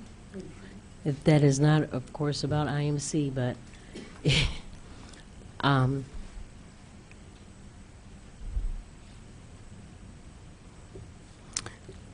hadn't prepared anything, actually, but I wanted to state that a dear community friend of ours passed yesterday unexpectedly, Carletta Donaldson. And I think everyone in this room has probably known her on some level, once in some way or another. And I would just like to acknowledge that she will be missed. And she was and has been a friend of mine for a while. It was unexpected for all of us. I thank Dr. Reverend for calling me, because I had no idea. But I've been a friend of her family's for quite some time, since I was a little girl. And I wanted to just say that I think we all would say that our prayers and our thoughts are with the Donaldson family, since Mrs. Willetta Donaldson just passed in February. 5 months and 5 days later, her daughter went to join her. And that's all I can say right now.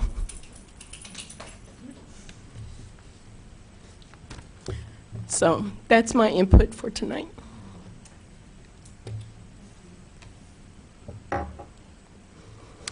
Are there any other public input? Any more public input tonight? Any presentations tonight? Moving on then. Okay, seeing no presentations. Staff reports.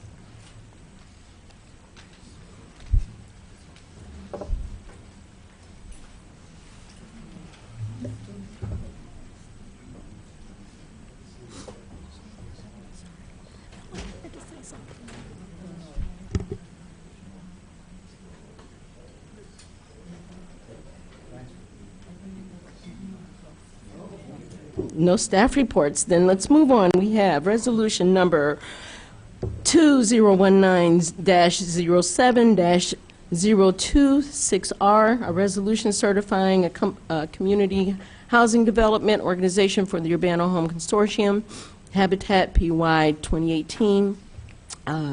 Sheila Dodd is here to speak to us. Thank you very much. Good afternoon, or good evening. The resolutions before you.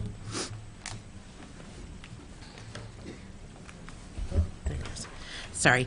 The resolutions before you are an opportunity to provide affordable housing funds to Habitat for Humanity. The City of Urbana is the lead agency for the home funds that we receive from the federal government that covers Urbana, Champaign, and unincorporated Champaign County. We are required by the federal government to set aside 15% of that grant to be given to a CHODO, or a community housing development organization. Currently, Habitat for Humanity is our only CHODO in the consortium area. They have applied for funding. They applied to be certified first, and then they've applied for funding to construct 4 houses, 3 in Champaign and 1 in Urbana, as well as requested operating funds to help them in this endeavor. The funds can be spent, since it's a joint grant, anywhere in the consortium area. Does anybody have any questions? Yes, Dennis. Really, I don't. I support the nomination of Habitat because they've done such excellent work in our community for so many years. So I'd like to recommend approval of resolution certifying the Community Housing Development Organization for the Urbana Home Consortium concerning Habitat for the fiscal year 2018, and recommend it be passed and forwarded to the City Council with approval. Second. Okay, well, I wanted to say one thing. This and 3 other resolutions are possible for a consent agenda. Would we like to put these in for a consent agenda? Because three of our resolutions are all in one. And if we can put those 3 and possibly item number 10 as well. Do I make a motion to make this consent agenda? Or do I do that? Well, the easiest way is for each of these to be sent to council with a recommendation and to be put on the consent agenda. One motion with the two pieces, and then we do 4 motions for each of the items. And you could actually, and likewise, the GIS consortium item could also be, the 5 items could be sent if there's agreement. Okay. So we're So going to listen. So I'll modify that and say that I would like to forward it to the city council on a consent agenda. I'll second. Okay, and that is moved by Dennis and seconded by Bill. Okay. Moving on to the next resolution. No, oh, any questions? Any discussion? Discussion regarding resolution 2019-07026R? Okay, move to, all those in favor? Aye. Okay. Aye. Aye. And any opposed? Okay. Then moving on to the resolution number 2019-07027R, a resolution approving and authorizing the execution of an Urbana Home Consortium Community Housing Development Organization Agreement, Habitat Choto, operating PY 2018. And again, that's part of the same application to help them construct the 4 houses, 3 in Champaign and 1 in Urbana. Yes, ma'am. And Mary Alice? I'd like to move forward resolution number 2019-07027R, resolution approving and authorizing the execution of an Urbana Home Consortium Community Housing Development Organizational Agreement with a recommendation for approval to City Council and on the consent agenda. I'll second it. Okay, that was moved by Mary Alice Wu and seconded by Dee Hazen. Is there any discussion regarding the resolution? Okay, all in favor? Aye. Aye. Any opposed? Okay, moving on to number 9, resolution number 2019-07-028R, resolution approving and authorizing the execution of an Urbana Home Consortium Community Housing Development Organization Agreement, Habitat Choto Developer TY 2018. And Sheila? This developer agreement is, outlines the home regulations as well as the funds available in this program year 18 to build 4 houses in Champaign and Urbana. And are, somebody needs to make a motion, go ahead. Right. I'd like to make that motion to send resolution 2019-07-028R, which is with the authorizing execution of a Urbana Home Consortium Community Housing Development Organization Agreement with Habitat Choto Developer for the fiscal year 2018, forward to the City Council with approval as part of a consent agenda. I'll second. Okay. It has been moved by Dennis and seconded by Mary Alice. And now, any discussion? All in favor? Aye. Aye. All opposed? Okay, moving on to item number 10, which can also be included in the consent agenda. Resolution number 2019-07-029R, a resolution approving amendment number 1 to an emergency solutions grant subrecipient agreement with the CU Men's Shelter. The City of Urbana is a pass-through agency for the State of Illinois Emergency Solutions Grant. We were notified during this fiscal year that they did some reallocation. We were awarded $25,000, and that allocation is not increased, but how we could spend the money was. So we had to reallocate $1,105 for eligible activities. Because the men's shelter opened earlier and stayed open longer than anticipated, the 2 agencies that were funded agreed that they would be eligible for the funds, and that would be for the CU Men's Shelter. Okay. Motion? Yeah, I move to send resolution number 2019-07-029R, resolution approving amendment number 1 to Emergency Solutions Grant subrecipient agreement with CU Men's Shelter to City Council with recommendation for approval and to add to this consent agenda. Second? I'll second that. And I'd like to say that also that it was important for us to know that they were going to expand their the months of service to the community, and that's why we really were supporting them. And they did that, so thank you very much. So it has been moved by Bill and seconded by Dennis to move that also for approval to the City Council. Ordinance. You have to vote, though. Sorry. All in favor? Aye. Aye. Aye. Any opposed? Okay.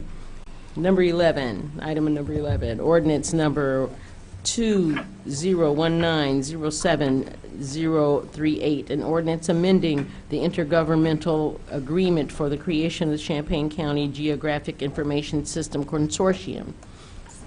And, okay, we have Sanford to give us information. Good evening. Hey. So the GIS Consortium, a little background for those of you who are not, were not part of this when it was created in 2002. It was an agreement by several entities in the area, including Champaign County, the City of Champaign, the City of Urbana, Village of Savoy, Village of Rentoul, Village of Mahomet, and the University of Illinois. And they all got together and realized that they could be more effective working with a single group to do mapping for the area. And so all those agencies have worked together since 2002. They formed a consortium. The county is the lead agency for the consortium. City of Urbana has a original membership, and so we have a board seat. I attend the meetings. The consortium does an excellent job providing services that are very valuable to the city. In 2018, the Tolono approached the consortium with a desire to potentially consider membership. At the time, we read the original agreement, and the verbiage of the agreement says that they would have to pay in a share in order that would go all the way retroactively to 2002 and to pay their fair share of the original startup costs. And that wasn't going to work. So rather than create such a huge burden for new agencies to join, we decided that a more fair approach would be, and we wound up, and these verbiage changes are summarized in the memo, which comes before the agreement. So the changes you're being asked, and all of the agencies you're being asked to approve into the agreement, are to allow an original, a new member to join by providing a single one-time payment of 3 times their yearly membership fee.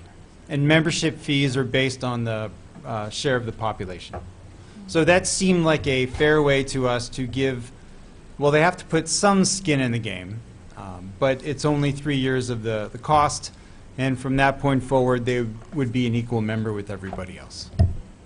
That also, so that updated section 19. That also changed the language in section 15, which says what happens if the consortium is terminated and we have to dissolve it. It originally said everybody would get a share back, but now we've amended that to say that if someone came in late, they would not get as much of the assets returned to them as the original members. So those are the 2 sections of the agreement that had to be amended. I am here to answer any further questions. Bill?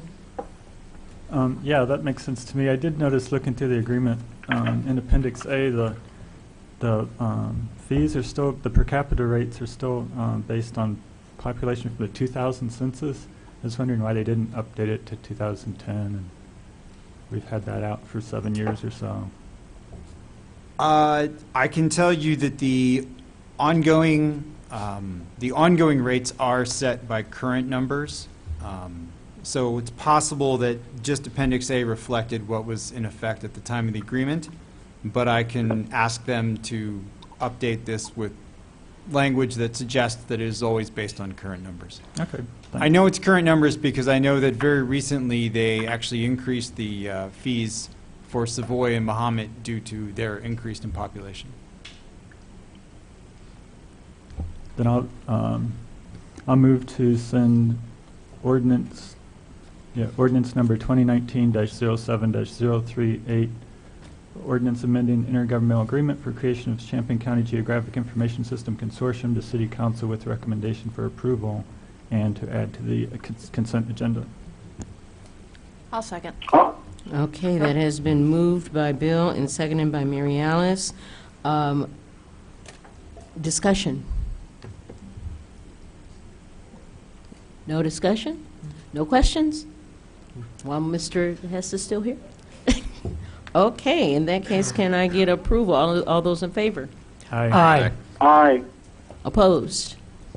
Okie dokie.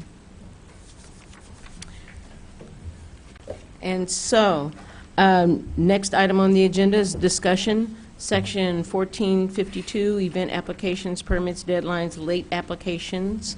Council members Wu and Jacobson. Since Eric is on the telephone, should we let him go first? Okay, go ahead, Eric. Are you there? I am here. Can you hear me okay?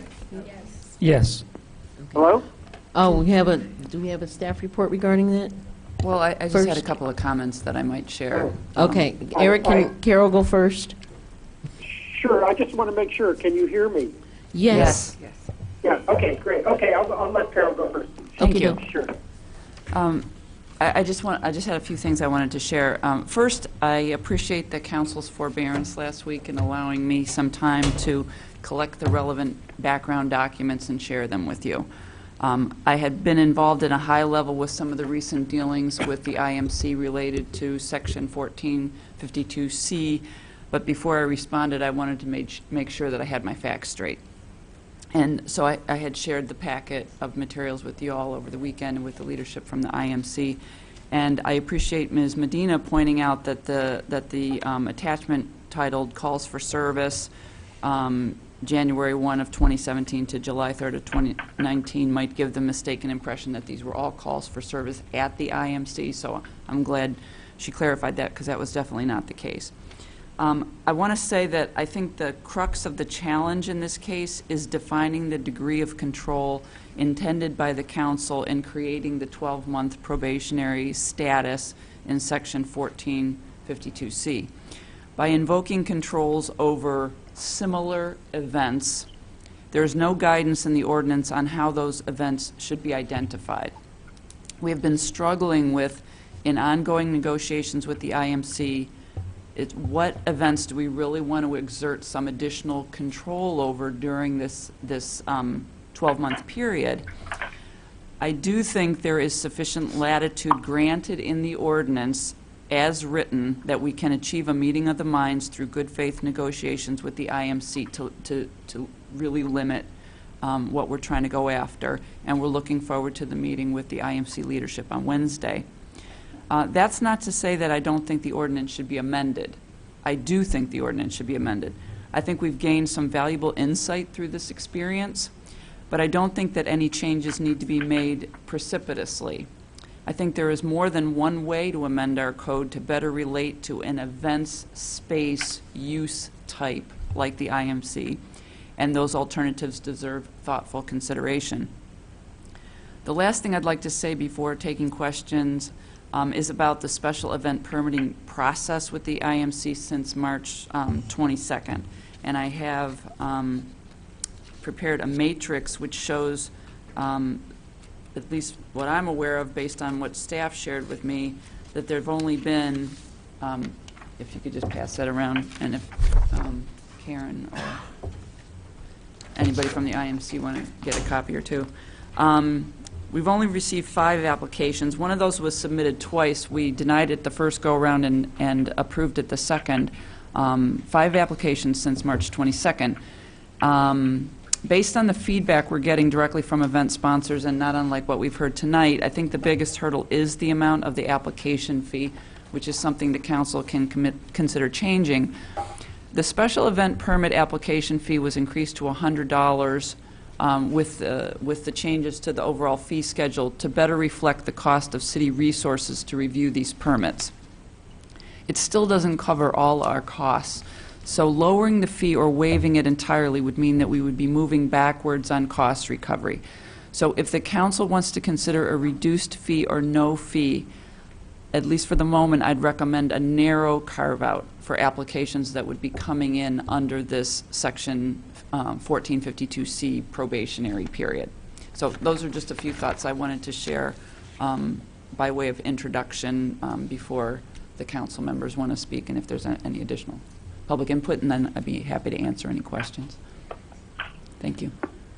I have a question. Would that particular fee, you said carving out, would that mean for all nonprofits, a particular, a lower fee for nonprofit?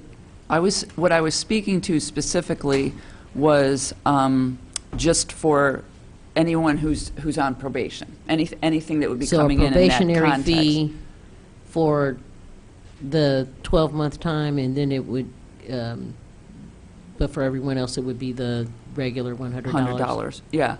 And I do want to clarify one thing, and I think Jim and I have the same understanding, which is we never had an official carve-out or exemption for nonprofits, but there had been in this ordinance and in the fee schedule. I think there had been some informal waivers, but without staff authority to do so. But there can be, if the council wants to grant such authority, that's something that you can talk about, certainly. Okay. Anybody else have any questions for Carol? Dennis? Can you give us a little bit of a breakdown about what staff time is required to be covered by the fee of $100? I mean, that sounds like quite a few hours of work, perhaps. Well, it's touching a lot of departments, and frankly, the thing, and this is one of the reasons why I wanted to show you the matrix, just to show you a few different things, but one of the things that we experience a lot is we get incomplete applications. So then there's a fair amount of follow-up with the folks, and this is not isolated to this. It's true of liquor license applications, special event permit applications, where staff has to make a series of phone calls, explain the process. So clearly we could be doing more to make it clear what people need, but I think we also need to once we have that clarity, not be taking in applications that are incomplete, because that generates a lot more staff time. But it can take hours of staff time. Starts in Public Works and then it circulates around in the police department. If someone submits a security plan that's good to go, that's a quick thing to approve, but many times it's not. So that requires some conversation and interaction. And since I've never filled out an application in this area, if the applications online need to be more clearly stated or more information addended to them so that the applications can be more completely filled out, or more appropriately whatever is considered to be a safety program for the use of the initiation of the event could be clearly stated, then maybe we'd get more complete applications. Or Yeah, is we it clearly just there's clearly room for improvement just on the city side in the generic special event permitting process. All right. Bill? Yeah, I have a question about how Section 1452C was invoked in this case. The way I understand it, reading C, it says, permit required notwithstanding subsection B exemption, and anything, and then if a person conducts or hosts an event which was exempt under subsection B, and then the other one is within 10 business days after the last date of the event which was exempt under subsection B. Which of those exemptions under subsection B did the IMC fall under? It looks like those are for like... The exemption that was invoked that was then violated on March 15th was the lack of an alcoholic beverage or liquor license, temporary liquor license. So that they would have been exempt for an event that does not require a liquor license, but because they violated that, then the exemption is no longer invoked according to subsection C. Did I say that right? I don't see that liquor license I don't either. listed.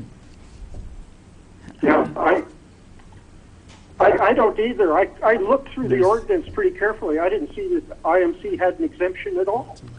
Yeah. There's But an it was in exemption for the the Civic category. Center. Jim's going to help me.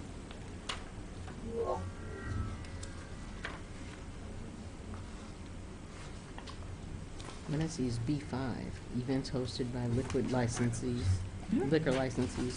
If such events are confined, otherwise I don't even see any mention of it.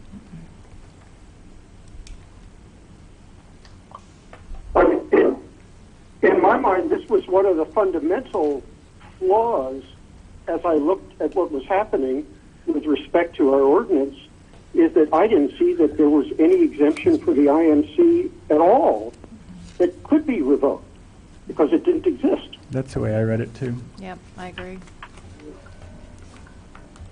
Me too.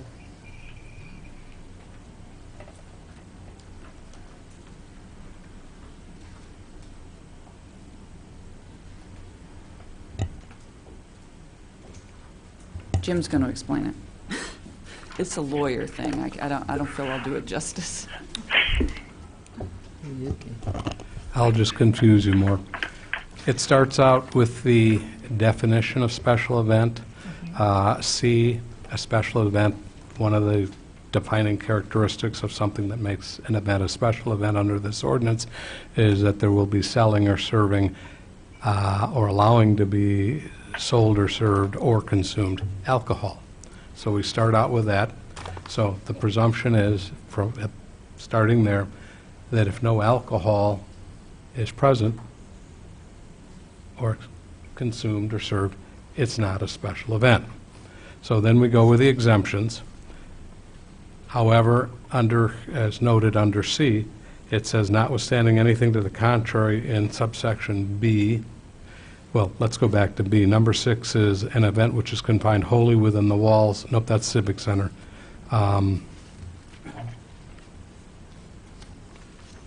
Well, there's no the point is it's not a special event. So, you know, with no alcohol on private property. All right, you go to C. I can find C here. Mary Alice, do you have a question? I do. So, okay, so if we are saying that the only time it is a special event is if they are serving or selling or allowing another person to serve or sell alcoholic consumption on or off site of the event, or allow a person to consume alcoholic liquor at the site of and during the event. In that case, if that is the only definition for a special event, then how can we say that any event that doesn't have alcohol is now considered a special But the point is alcohol was found at the March 15 event. Yeah, but I'm saying we are defining what a I asked a question. special. I'd like to have that answered I'm first. sorry. and then I we can- apologize. Go for it. Okay. So my question was, which exemption in 1452B allowed you to invoke 1452C? They don't qualify under any of those exemptions. They weren't exempt. What happened was they had an event that wasn't a special event until someone brought the alcohol in, then that made it a special event. They didn't have a permit, so they get fined $300, period. They learned their lesson. That's the way I would have looked at how this should have been invoked. Well, you're talking No two different things. probationary period would have been allowed No. because they didn't have an exemption to begin with, and they didn't violate their exemption. But they had alcohol at the event. It says on C, notwithstanding anything to the contrary in B, there's not a special event. If a person conducts an event or hosts an event which was exempt under B, your point is that it wasn't exempt under B. Exactly. It couldn't be, quote, exempt the list under B because it didn't fall in until the alcohol came in. Until it came in with alcohol, then it becomes a special event, which requires a permit. But these items under C only apply to organizations that can qualify for exemptions. They never could have applied for, never could have qualified under any of those things as an exemption. So essentially what you're saying is any organization that doesn't plan on selling alcohol at an event, therefore not being a special event, but somebody comes in and starts serving alcohol, they don't need a permit. We're not talking about whether it's a special event or not. We're talking about whether they require a permit. The exemption is for I would requiring agree a that permit. this needs to be cleaned up. Okay. I would agree. Otherwise, Yeah, prom is a special I event. just don't think the interpretation that was made, the interpretation that's been made of this ordinance, to me, defies common sense.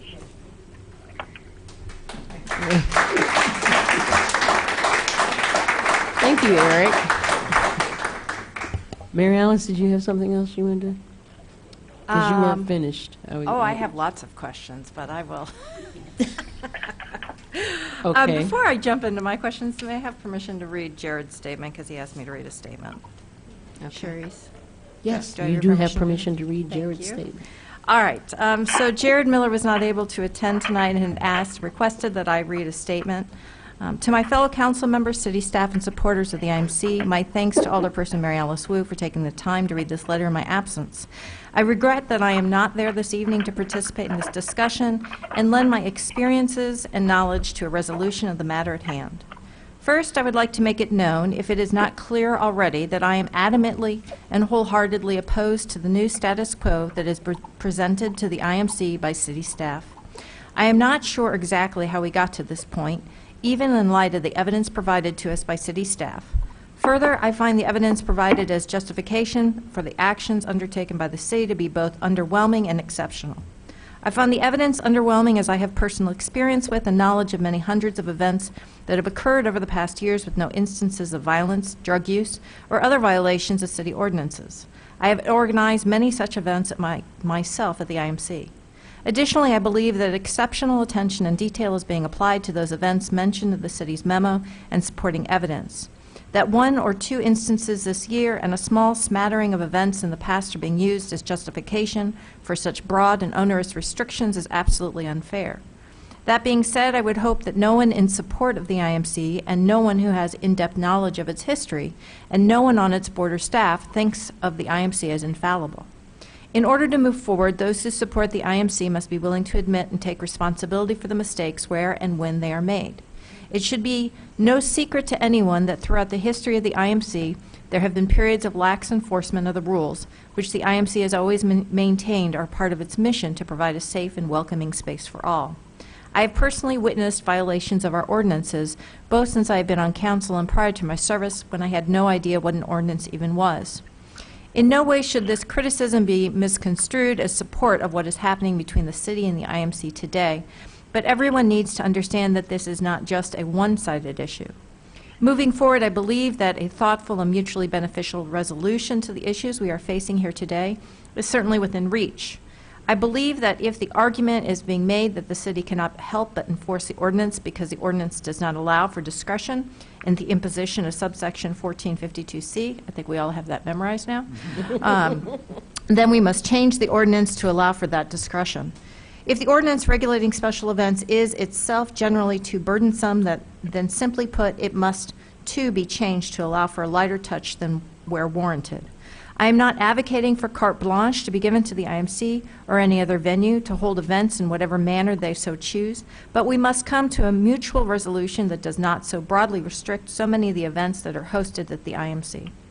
Lastly, I want to make it clear that while there will be no vote held tonight and further discussion will likely be required to come to a resolution, it is the opinion of this council member that the city must lift its current restrictions and requirements of the IMC while a solution to this issue is found. I do not believe that the majority of the city council or mayor support a regulatory stranglehold on the IMC, and I urge my fellow council members and the mayor to make it very clear that any such continued action will be to the detriment of our entire community. I do not support any of the 8 points of restrictions spelled out in the letter from the city to the IMC dated June 11, 2019, except for events where such burdens are truly justified, and if we must define that justification further, then we must do so immediately. I believe that the city has made it far too easy for far too many events to be placed under these restrictions, and it must reserve course on this decision. If the intent of the city is to be proactive and less reactive, as has been stated, then perhaps the city should consider working with IMC to receive a grant from the city that will allow them to hire, train, and/or pay for proper security personnel. Perhaps a grant that will pay for a new set of locks for the doors to the IMC that we all know there are many copies of floating around in town, and undoubtedly people are using to access the space without the permission of the IMC. We should be looking for mutually beneficial solutions, not throwing blame around without being willing to help in ways that actually matter. Any of these solutions would be better than unduly burdening the IMC with a blanket of exceptional restrictions and red tape in order to prevent minor and rare instances of unfortunate behavior by a few key individuals. Thank you all for your time and patience in listening to this letter. I will be watching this issue closely. Sincerely, Jared Miller, Alderman for Ward 7. Thank you, Mary Alice. Danielle, did you wish to speak now? Yes, ma'am. Okay. First off, I just want to give my condolences to Carlotta Donaldson and her family. And I was very shocked by the information, and thank you, Ms. Hersey, for sharing it. My name is Danielle Chenoweth. I live at 412 West Illinois Street. I've lived in Urbana since 1995. I'm one of 12 founders of the Independent Media Center. It actually started in my living room off Carl Park. I'm sure we didn't have a permit for that, but we did meet and share food and equipment. And until December of 2016, when I stepped off the board and out of the presidency, I really lived and breathed the IMC, its financial troubles, its venue issues. It has been a very long labor of love of tending and caring for the garden, which is the IMC. I want to thank the mayor for our conversation today. Joel Sanders, who from the get-go has been one of the most wonderful collaborators in this process, has met with us, answered our phone calls, talked to us. We've had a lot of difficult and transformative conversations, and I felt like the Urbana Police Department has really stepped up and stepped out to reach out to the IMC and build bridges. And I feel like that is starting with the executive as well, and I look forward to the future. We talk about the IMC. When we founded the IMC, we founded it as a third place. We're a college town where young people don't have a place that is alcohol-free to go. We see that every day with the young people who were kicked out of the library and then kicked out of the Lincoln Square, and now we're at the IMC, and we struggle honestly with that situation. And I think once this conversation is over, I'd really like to engage you in talking about how we can collaborate to provide a third place beyond what we're doing now for those youth. As Karen mentioned, it's a group of youth that really have caused the issues in 2019, and I don't want those youth to go away. I want them to come in and make media. I want them to make art. I want them to feel at home. I want them to stop breaking things. I want them to stop creating disturbances. Well, one youth, we had one of the incidents that you listed was actually a time when the parents were inside having a conversation about how to interrupt violence in the schools. We were hosting that kind of trauma-informed conversation, and the youth were outside, and there was an altercation. It's called a fight. There was actually we were trying so hard to have that conversation, and there was probably inappropriate behavior happening on the steps, but I just wanted to provide context that when you see fight, you didn't see the word also parents grappling with this issue and trying to address this.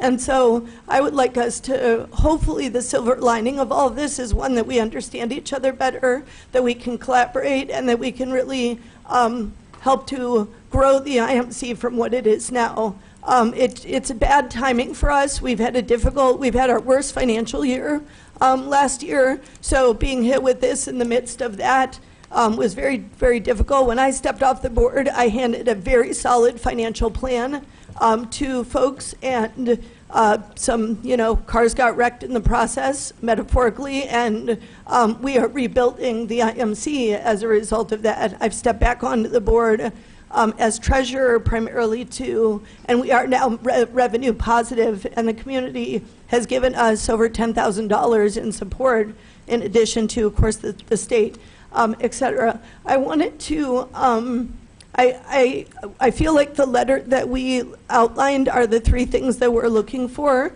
in this, or four things, and I guess I just want to tell the council that what we need you to do is maybe make some very specific short-term solutions. Like if we keep throwing permits at the police and Public Works, they're probably not going to like us very much because we did like, what was it, 3 last week, and I mean it's been a deluge, and it's going to be even more.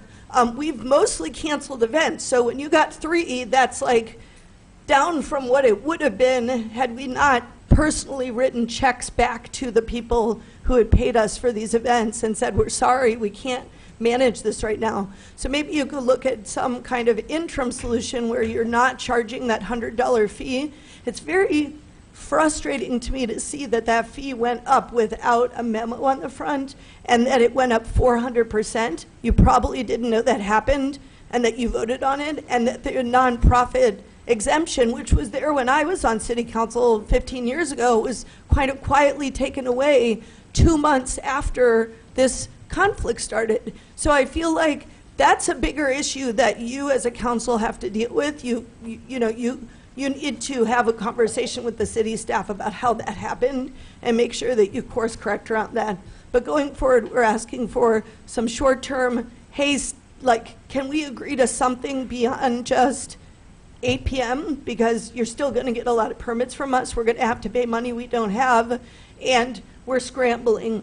And then I really think you need to look at, a broad look at that ordinance and the permit process generally.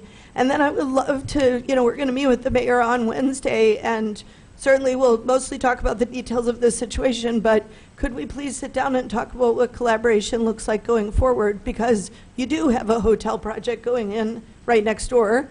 We are an event center for people who are at that project. Urbana is considered a pretty sleepy town, and I really feel like we have a lot to partner with, both with the young people and with the events going on in downtown. And lastly, I would say my hope for all of this is for transformative justice.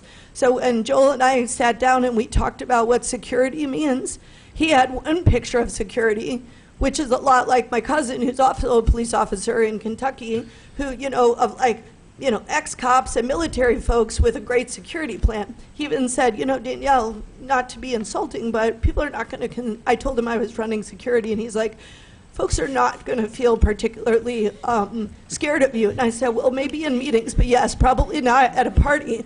But I said, security looks different for gay, lesbian, transgender folks. It looks different for black folks. It looks different for young people. And so I want to keep having those conversations with the Urbana Police Department and with Public Works and with your administration to talk about a different way of thinking about security, one that's actually going to bring our cultural competence as a 19-year-old arts center together with the cultural competence of the police and Public Works and fire, et cetera, so that we can come up with what is security going to look like in a way that doesn't chase young people and vulnerable people and undocumented folks away, but actually going to make them feel included and welcome and whole. And that is what we want at the IMC. We want inclusion, welcoming, and wholeness. We want to build beloved community, and we want to fix the broken hearts that people have growing up in a society that excludes and marginalizes a number of people. That's all I have to say. Thank you. Thank you, Danielle.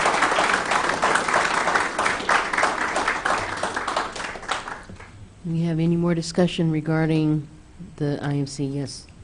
I'm going Mary to take Alice. my time back from Jared here for a second, Okay. since he's not here. I think that, I want to thank the staff. I know there was a lot of documentation, the police department, Jim, your office, and Carol, your office, certainly everybody who's come out and given us unique perspectives in terms of their passion for the IMC and what their experience has been with the IMC. So I think that we've had a lot of different voices, and I'm really happy to see that, and a lot of talk about how do we move forward from here. So with that said, and I actually came up with a very similar idea that Danielle was talking about, which is there has to be a short-term and a long-term right here. So long-term, I would hope that the council and the mayor would agree that we have to fix this ordinance. Long-term, I think everybody's been talking about fixing this ordinance. I would like to add to that, I did not realize that a special events fee would impact small local cultural and art centers. And so with that in mind, I also think that we need to talk about how do we change that and make it more affordable for people with small events to be able to put on something when they are required to have a permit. So I'd like to put that on the agenda as well. But the third one, which is a little trickier, is how do we, in the short term, ensure that the IMC and the people who want to hold events at the IMC are able to do so while we figure out all the details. We don't want to rush into something and just make a bad ordinance worse. We want to make a bad ordinance good and to work well for the community and for the city. So my first question to staff is this. There was a lot of conversation among staff and the IMC board in terms of how do we define what events this applies to. There was a proposal to have an 8 p.m. kind of cutoff. If it was at 8 p.m. or later, then the special events would have to apply for a permit. The IMC came back with kind of a change in that, a suggestion in terms of making events that were at 9 p.m. with not augmented sound, but amplified sound. Thank you. So my question to the city staff is the concern regarding with that proposal. Why was it not accepted?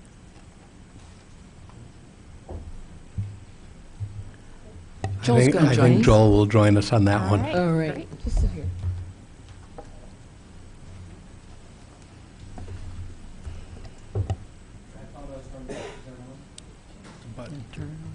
Okay. Is that on now? Okay. I thought I was going to be able to get away without talking tonight. So the proposal was that it was threefold, really. It was 9 p.m., it was amplified music, and it was within the performance area. The 9 p.m., I don't know that, I think that's worth talking about. I think that's a conversation we can have moving it to the 9. The amplified music becomes ambiguous when the police are standing there inside responding to a problem and somebody's got a Walkman or some other item and says, well, this isn't amplified music. What becomes amplified music? At what point do we say it is? Or somebody says, well, it was on and now it's off. So I think it's very difficult to define what is amplified music. And the other issue then you get into is, so I want to have this event, but I'm going to hold it downstairs instead of here, and now it becomes a problem. That event takes a direction that's unintended. None of the problems we've ever responded to there did anybody start off that night saying, we're going to cause a problem this evening. I mean, they all were unintended issues. Does that make sense? So what I'm hearing you say is that the time might be amenable to further conversation. The amplified sound is not very clearly defined, and the unintended consequences of having it in a specific location could force people in another location. Is that a good summary? Yeah. Thank you.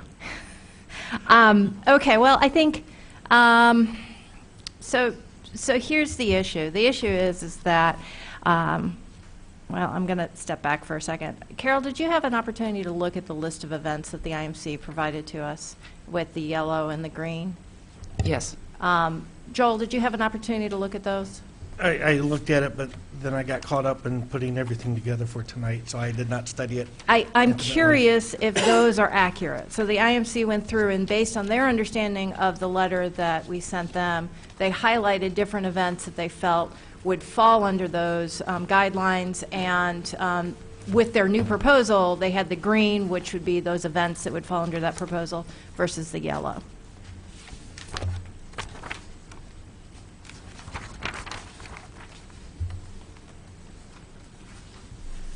We have that in front.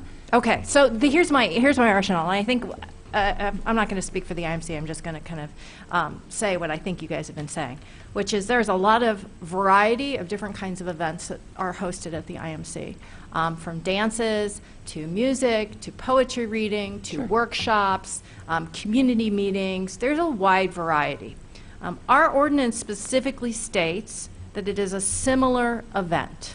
Right. And I think this is really where we're all struggling. Right. Okay, so if the ordinance is a similar event, and the event that sparked this concern was a music event, that would lead us to the idea that music events this might apply to, if we go down that road for a moment. All those other events, the poetry reading, the community workshops, all that stuff is not a similar event. And so my first question is, based on your very quick glance at that paper in front of you, do those events fall under your instructions to the IMC, the yellow events? The letters that we sent to them, do those specific events fall under that? Here's what I'm struggling with is we've been sort of I think we've been narrowing the definition of or our attempt at a definition of similar events, and we hadn't concluded that. So what I'm hoping is that we will have a productive and come to have a productive conversation on Wednesday and come to some conclusions when the decision makers are sitting together. Come to some conclusions on what that On similar how event that little definition subset is. that we want to exercise some additional control over what that little subset looks like. It's clearly not going to be everything that's on this paper. Okay. Okay. Joel? Is it Joel? Jim. No. Jim? I don't want to Sorry. speak for Joel, but to my understanding, I was not at the meeting in June when Joel met with folks from the IMC. But it's my understanding, because it wasn't clear, they had some confusion, and we probably weren't as clear as we should have been. But I believe Joel talked about the kind of events, I think almost every one that you mentioned, that would not be subject to seeking a permit. Children's events, poetry readings, those, he had a list of events that he apparently went through and all. And I to my understanding, it was, in words, clarified. And, so as I'm seeing it, the communications going both ways were not as clear as they should have been. I think what's clear is there's more to it than just time of day. We've heard about events that are have children, small children at them that go after 8 o'clock at night. So, those are not what we're trying to capture. And I really I don't want to speak for the mayor, but I really do believe we're going to come to a very small subset when we sit down and have a conversation that is a real, and I don't want to, and I absolutely do not want to undermine any of the conversations that have been had so far, but one where it's just, I think we've all come to a better understanding of the limitations of the ordinance, and once we, I think, give ourselves a little bit more liberty to make interpretations that get at this really narrow group of events, I think we'll be able to come to some decisions. Dennis? Well, this is unpromising because certainly we want to support the events that the IMC sponsors because they are transformative to the community. And it's, I have a little bit of concern that the city has been using its enforcement in policy, and that also, if we're turning to our city attorney for advice, and it's not clear through discussion that exactly the definitions are very need to be defined more, or to make choices about what events should be receiving penalties and fines, then I want the city attorney to also be responsible for understanding the direction and the intent of the ordinance. And if it's not clear, then we need to have you come back and ask us for clarity. Because we're now applying and using our city's attorney's position to enforce what I think are become punitive actions. And it upsets me that we're using our regulatory powers in ways that are not really intended, I think, by the city's wish to support active and diverse community events. So, and it also was disturbing to me to find that one of the signal events that initiated some of the 12-month probation was an event which actually was a call for police to attend a fight that was in the parking garage, but because the people came from something that was going at the IMC, but they had left the premises. If they're no longer on the premises, how can it possibly be the IMC's responsibility for those activities? So, I mean, it was confusing to me to read about that and find out that that was one of the marked events which initiated all these other repercussions. Bill? Yeah, I wanted to respond to a couple things. I think when we passed this, we were expecting it to be used for special events, very rarely, basically. And I did find the memo that went with the fee increase. The way those work is they're usually proposed like 30 days or 60 days ahead, and then they have to go on file. And so the memo probably didn't follow it through all the different steps. But in the memo, it said, like Carol said, it wasn't covering expenses. So the recommendation was to replace the $30 event fee and add a fee for $100 for special events without road closure, add a fee for $250 for special events with road closure. And then here's the kicker. The increase will generate an estimated $700 additional revenue per year. So that indicates that we were expecting, what, maybe 1 or 2 road closures and 5 or 10 special events for the whole year to get an extra $700 that year. So it's not something that we were expecting to apply 4 or 5 times a month for one organization. So that should be an indication and maybe help determine give you some direction about what we were expecting. I'd also say that I think Belden made an excellent point about calling police. We want people to feel comfortable calling police. So whatever changes we suggest, we want to make sure that people aren't penalized for calling when they're needed. Maybe the language about city resources could be better defined, that doesn't mean calling police in the emergency when they're needed. I think it was crazy to turn down IMC's generous offer of 9 o'clock at night and the amplified music. That seems like that would cover most things that would cause problems. I did see the flyer for this event. It was a $5 entry fee, starting at 9 p.m., going to 2 a.m., 18 plus, come party and support, dress to impress. I mean, it looks like a fun event. I saw online video of the event. It looked like they were having fun dancing and everything. But if we're looking for similar events, nothing that I've seen on that sheet highlighted in yellow or green would be similar. I mean, this was a party, and IMC should have had somebody there, and it's unfortunate somebody brought in liquor, but things like that happen. They need to learn how to handle it. But I don't understand. I don't think that the 12-month probation is fair. I don't think that's what was meant for these. I mean, this is a place that really doesn't have any special events planned. Maybe they come up now and then as far as the way we define special events. But it'd be a rare thing, I think. So I think we need to keep that in mind, that this was meant for rare things that could get out of hand, basically, not everyday events that we all go to at the IMC. I mean, the bike project has special bike repair classes that go past 8 o'clock. Those could be considered special events, I suppose. Just a couple other suggestions, maybe going forward. If we're going to try to have some kind of probationary period for things, instead of having a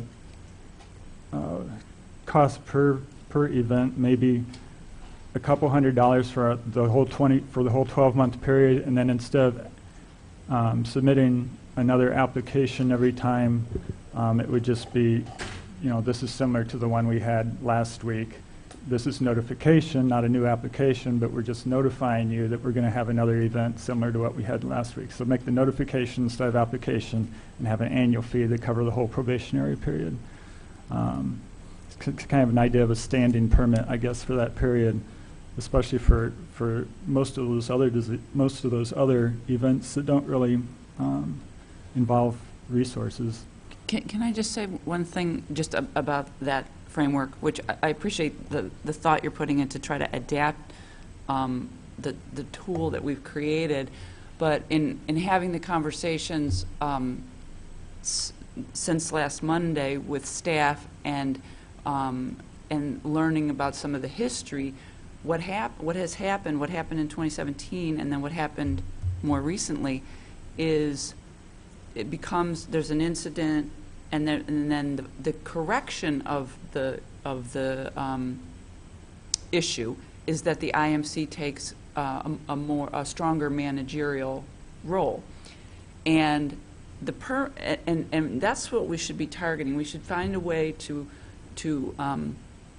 when we have a problem to incentivize that behavior, because the permitting in 2017 is not what solved it. It was that the IMC took a stronger role, and so that's really I'm not sure this is even the right tool. So that's what I was trying to say in terms of we need a more thoughtful conversation about how the long-term changes that should take place, because I just don't know that the permitting construct as this probationary thing, I'm not sure that is really working and will work. I don't know that it will work in the absence of strong management. At the time, there are two tracks that led to this ordinance.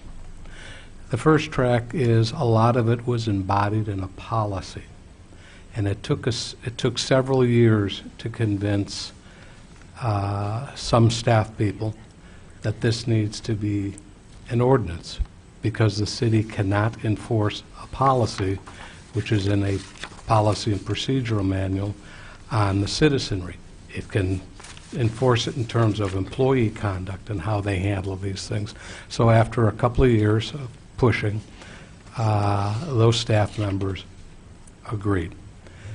Another track that was taken was a concern about, and I suspect maybe an over-concern, but that's not my call, for free speech events. So that's when we incorporated the free speech part of the ordinance, and I believe, Bill, you were a major contributor in terms of your review and comment on that after it came to you the first time. And then finally, this ordinance was reviewed at high levels of staff, department heads, and in some cases division heads. And I have to admit, to me this has been an extremely educational process. We're not here for education, we're here to resolve a problem. But I was never made aware in drafting and taking people's comments, staff comments, to tweak it and tinker with the ordinance. I was never aware that the IMC had the number and diversity of events. I can tell you, when I drafted the ordinance, it was not to deal with the myriad of events reflected on the yellow and the green or whatever the colors are. It was not my intention when I drafted it, even though the City Council approved it after more drafting recommended by City Council, that it would apply to these types of cultural events, as opposed to, I don't even know how to call them. I don't want to call them music events, because music is a speech event potentially. There's a difference between profit-making events and events that are held, like most of the events, if not 90% of them or more, at the IMC. So this is, from my perspective as a draftsperson, a terrific learning process. And as I see it, I'm going to take direction from the mayor and the city administrator, meeting with you all. If you all have input, whatever we come up with is going to come to you. And so, obviously, you'll provide us with your input. Are there any more comments or questions or discussion? Okay, two more, and then we got to Just- kind mine's of really move it short. on. Dennis? In sort of a different area of city management, we have had maybe almost a doubling of the kinds of varieties of liquor licenses that we have created for the city, which are customized to specific kinds of things, including one-time events of using wine for a nonprofit organization for an event in the community, and also unique brewing for microbrewing facilities in the community and things like that. So we've adopted our liquor license in a lot of different ways to improve the kinds of licensing that we have defined and allowed in our community. And I think that we should use the same kind of discernment here to correct the kinds of events which we want to regulate more strongly, and others which we gladly appreciate and approve of in the general in the community. Bill?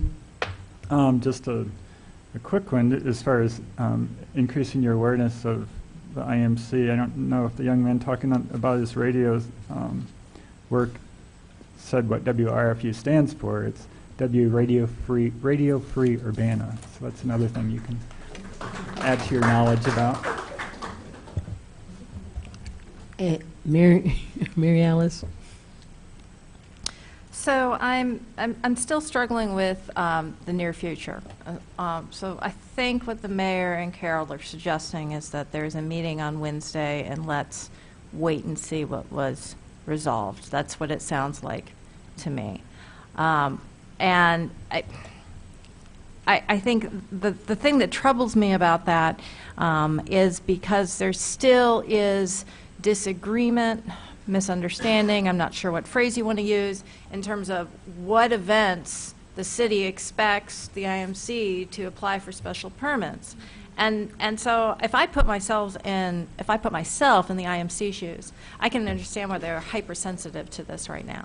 Because we've served them with multiple letters. We have threatened them that we are going to fine them for doing this. So if I were in their shoes, I'd be like, I got to do it all, right? I've got to submit applications all, because we don't want to be shut down completely.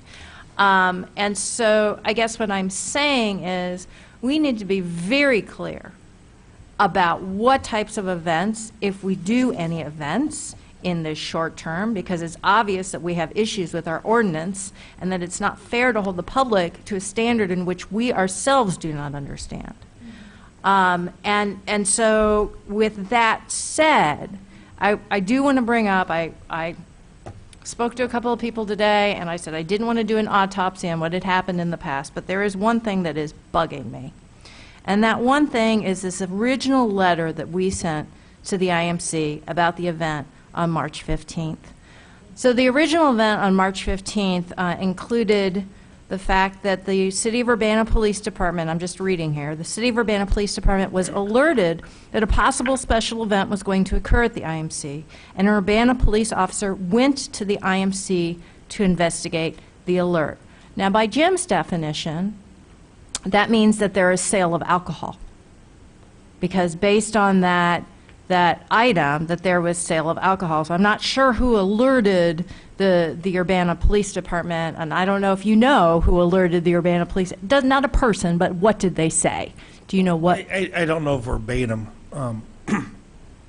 So a lot of this, and like you, I don't want to go back and dig up the past, but to understand where we're at, we need to look at some of the past.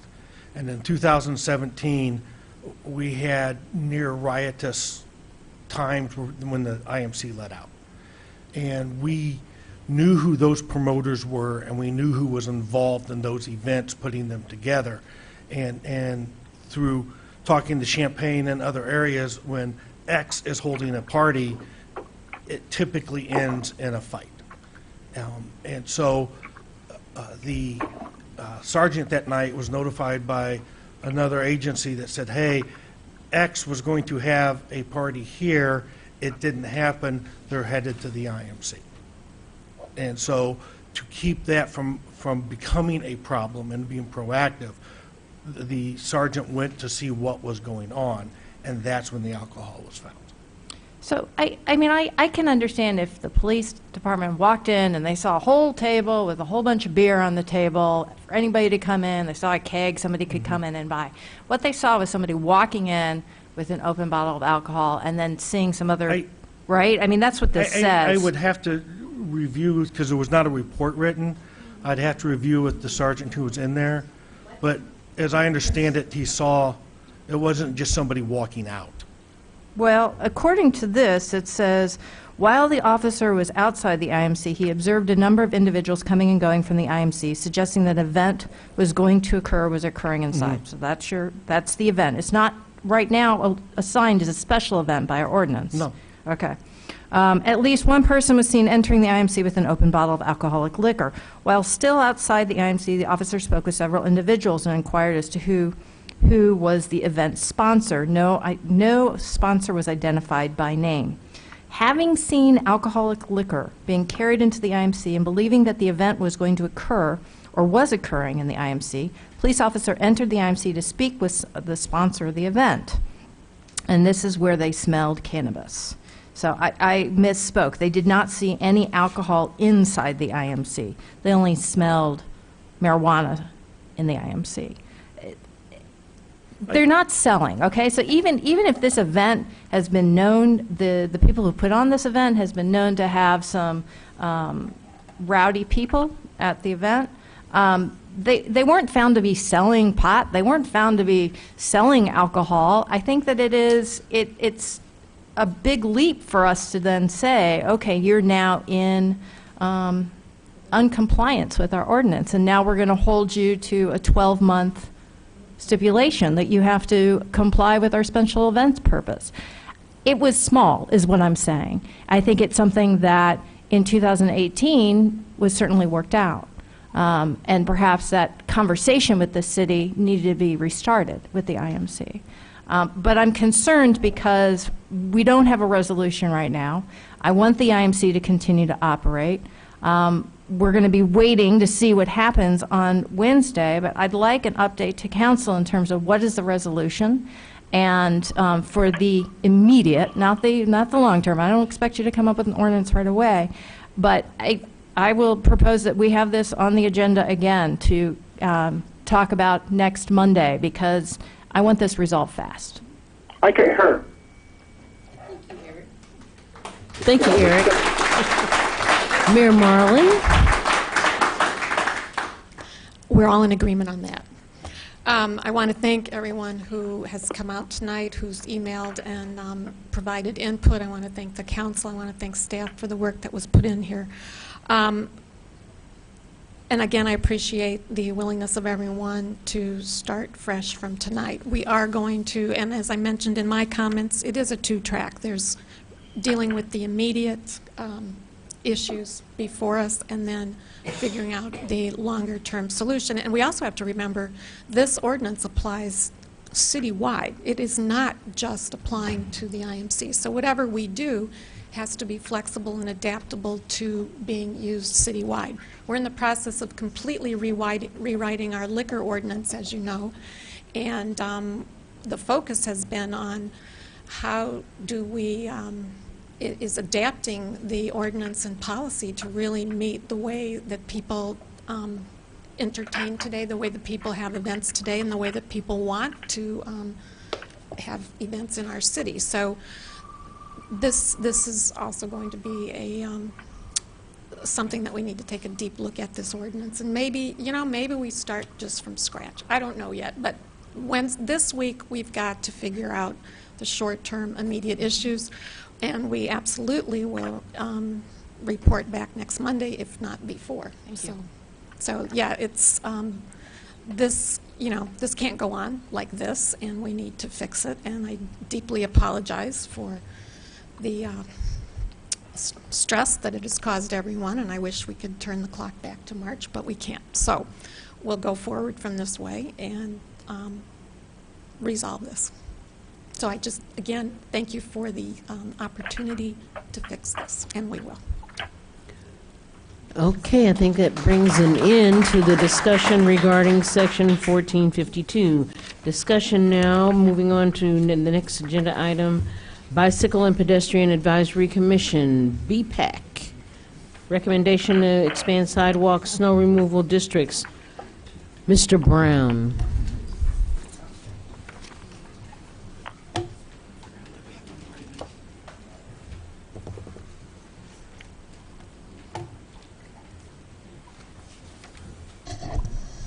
Okay, thank you. You should have received in your packet a communication from the Bicycle Pedestrian Advisory Commission, but it was handed out tonight. It was online, but somehow it didn't make it into the packet. Basically, the BPAC recommends that the current sidewalk snow removal districts be expanded. So I'll just go over a little bit over what we have currently. So currently the ordinance, which was enacted in Urbana in 2011, it defines 3 districts where adjacent property owners need to clear their snow and ice after a snowfall of 2 inches or more, and the Public Works Director has declared it a snowfall event. There's 3 districts: the Downtown District, University District, and Philo Road District. And it requires walks to be cleared within 24 hours once they've declared the event. It has to be cleared 48 inches wide, and if the ice is too hard, it has to be covered with sand or other abrasive materials. We have a FAQ on our FAQ on our website, and then when BPAC was looking at, well, let me go ahead and show the map that they recommended. So currently, the 3 districts, the kind of green spotted areas are the current snow removal districts. So this is the University District, the big one that goes from Florida Avenue up to Springfield and Lincoln to Wright Street. Most of that is already plowed by the university. There's a few areas that are churches and private apartments or fraternities, sororities, things like that. And then the other one downtown basically goes from Illinois Street to Water Street and Vine to Race. And again, a lot of that is already plowed by the city because we have parking lots with adjacent sidewalks. The courthouse, I think, does their own, maybe the city does it for them. But the city does quite a bit in there, and I have a map that will show you what we do and what private property owners are doing. But the recommendation is to expand both of those north to University Avenue. Northern part of downtown Urbana's experienced a lot of development around the Boneyard Creek and Broadway Food Hall, all of the Five Points area, the Gateway Shops, the new Culver's and CU Adventures. All those things are attracting more pedestrian activity. Also, the Crystal Lake Park has just put in a new sidewalk along Park Street that does a good job of connecting the hospitals to the Gateway Shop area and to our downtown. So we're also recommending a little jut up Broadway to connect to that area. There's also some bus stops in there where people tend to stand in the streets waiting for bus in wintertime because the sidewalks aren't plowed there. And then the other 2 spots we recommended for removal would be all along University and all along Green Street between those 2 areas. And that's mostly because of the heavy investment that the state and the city are making in improving the walkability and bikeability along those corridors, as well as all the development that's happened around Lincoln and University and adding pedestrians to that area. And the northern part of campus too would help the people that are the extra 700 people or so at the retreat and the new development, the gathering. When this was first passed, the campus circle wasn't open, so that's new. There's going to be another Green Street building on University there. So there's a lot more, probably several thousand more users or potential users in that area. So yeah, the investment in IMCOR, making that more walkable, the safety improvements along University Avenue, those we think all lend themselves to making it easier to get around. Just for comparison, you'll notice that our total area, the other area that I didn't mention is the Philo Road district, and that's just along Philo Road, both sides from Florida down to around right around Myers, where the special use path is on the east side, and then the sidewalk kind of peters out on the west side. So that's both sides down to there, and then just the one side down to Windsor. But that's just a linear one. There's not much area to that. But the total area in Urbana is about 0.77 square miles. For comparison, Champagne's mandatory sidewalk clearing area is 2.17 square miles, so we're still less than half, almost a third of what they require. So I included the communication from BPAC in the form of a resolution, in case you had any questions about that. I will go back and just briefly show the maps we used to help us figure out what to recommend. I think mostly we tried to avoid requiring a lot of owner-occupied houses. There's only one or two in the new university district we're recommending that are owner-occupied, and there's about a half dozen along Green Street that are owner-occupied. So most of the requirements would be for businesses and for apartment buildings. Apartments are already required if there's 4 or more units to clear walkways that go from a public walk to their on their private property, that go from the public walk to the door, their stairways, all those sorts of things. They're already required to clear all that. So we thought it would be less intrusive and less demanding for them just to also be required to do the public walk in front of their apartment. And a lot of them are probably already doing it. So in a lot of cases, it's just making this mandatory will make those 2 or 3 property owners, or hopefully make those 2 or 3 property owners on a block that aren't doing it, do it, and then you'll have the whole walk clear. Because there's nothing like walking halfway down the block and then having to go out in the street to get around one property or something. So this is a map we put together thanks to data from Public Works showing who already plows the sidewalks in the areas that are currently required. So this is a campus district. The blue is already being plowed by by university.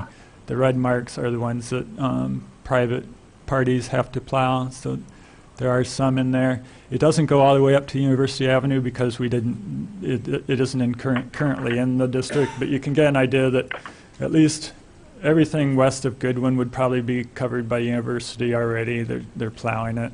There's a few buildings, a public safety building and WILL, places like that are in there. So it's really these last couple of blocks that are mostly apartment buildings. If they aren't already plowing their sidewalk, they would need to. There are a couple of exceptions in the current ordinance. One is Western Avenue, that's one block here between I think it's Gregory and Lincoln. That's accepted from the ordinance currently. I'm not sure why, but now we have 901 Western. It's a big apartment building there. I think maybe because it was probably some private residents in there before they accepted it. It's also still, it's accepted from Michigan Avenue south to Florida. There's a lot of private owner-occupied houses there that were accepted. BPAC didn't have a problem leaving that exception, but probably the one on Western, it would be good to get rid of that exception. This is the downtown area. They're currently, the city already does the orange ones because those are around city parking lots. And the yellow ones are being, let's see. Yeah, I think the yellow and orange are already being done by the city, and just the red are being done by private organizations. And again, we don't have the data for that's right, Broadway and Race. So those would be added, Vine would be added under the recommendation. And we don't have any data about who's currently plowing those, if anyone, but I know at least on, well, no, they got that one in there. So maybe the city ones are in there. So those would probably be mostly private there. And then this part here would also be in the recommendation. So with that, I think what we're hoping council will do would be to take the next step to ask staff to review what kind of staff resources would be required. I think changing the ordinance is pretty straightforward. Could almost use the language in the communication from the BPAC resolution and maybe get rid of one of the restrictions. But I think the question, and it wasn't a unanimous vote, Craig Schronkweiler is on BPAC and representing the city, and he voted no on it because he was concerned about the city resources that are required to enforce the ordinance, and pointed out that if someone fails to shovel when they're required to, it's up to the city to have it shoveled and then bill them later. So it does require some staff resources to monitor it. But I think the areas that we've selected would minimize, would hopefully be high compliance areas, because a lot of it is already being plowed, and there's not it's not a heavy weight on owner-occupied units. The main reason I think we were concerned about putting a lot of responsibility on owner-occupied units is because people are gone a lot. People usually, a lot of people will shovel themselves, but if they're gone on vacation, they don't necessarily have somebody, on standby to do their shoveling. There's just a lot of resistance, I think, to that. I think we'd all like to see larger areas in the city be mandatory shoveling, or at least be clear whether it's mandatory or not. So that's basically my presentation, if anybody has any questions. Mary Alice? So I'm trying to understand, is BPAC suggesting that, let's just take Green Street, because that's the one that's like one specific street and not an entire area. Is BPAC suggesting that anybody who owns property on that will be mandated to clear it if Public Works declares, regardless if it's an apartment building? Yeah, on Green Street. Yeah, yes, that's true. That's what Okay. we're suggesting. That's the way it is currently in all the green areas there. Right. I mean, you just said exactly what I'm concerned about, which is owner-occupied houses, especially, in the winter, people go away for break, and trying to hire somebody to just clear your snow is challenging. Okay, it's much harder to get somebody to clear your sidewalks than it is to get somebody to plow your driveway. Plows will come through. It's very hard for people to find that unless you have your own crew, like the big apartment buildings have their own crews that go out and do it. But if you are a single landlord and you don't have big crews and you got to find somebody to do it, it's very challenging. If it's challenging for a landlord to find it, I'll bet you money that it's really hard for owner-occupied places to find it. And so I would be in support of this if we excluded the owner-occupied units. I know it'll be patchwork. I think we can encourage people, and maybe the way to do that is to say that this falls into the snow removal districts. If you are owner-occupied, it is strongly recommended that you do it, but there is no fine if you don't. That might be one way to just include them in there, but then the penalty for not doing it is not the same. Yeah, like I said, we determined there were 6 residents on Green Street that are owner-occupied in that stretch. Another thing to keep in mind is that MTD recently, within the last couple of years, went to designated stops. So there's only 4 or 5 stops in that stretch along Green Street, where it used to be you could stop on any corner. Now there's designated stops. So to get from one corner to another, you don't have the choice of waiting on the corner. Basically, you have to get to one of the stops. So, it's up to council, but there are some good arguments, I think, to just mandate it. Dennis? And maybe I'm wondering about University Avenue, because we're expecting to have improvements both on Green Street and University Avenue, and I don't know, in what year we're going to see the new sidewalks on University.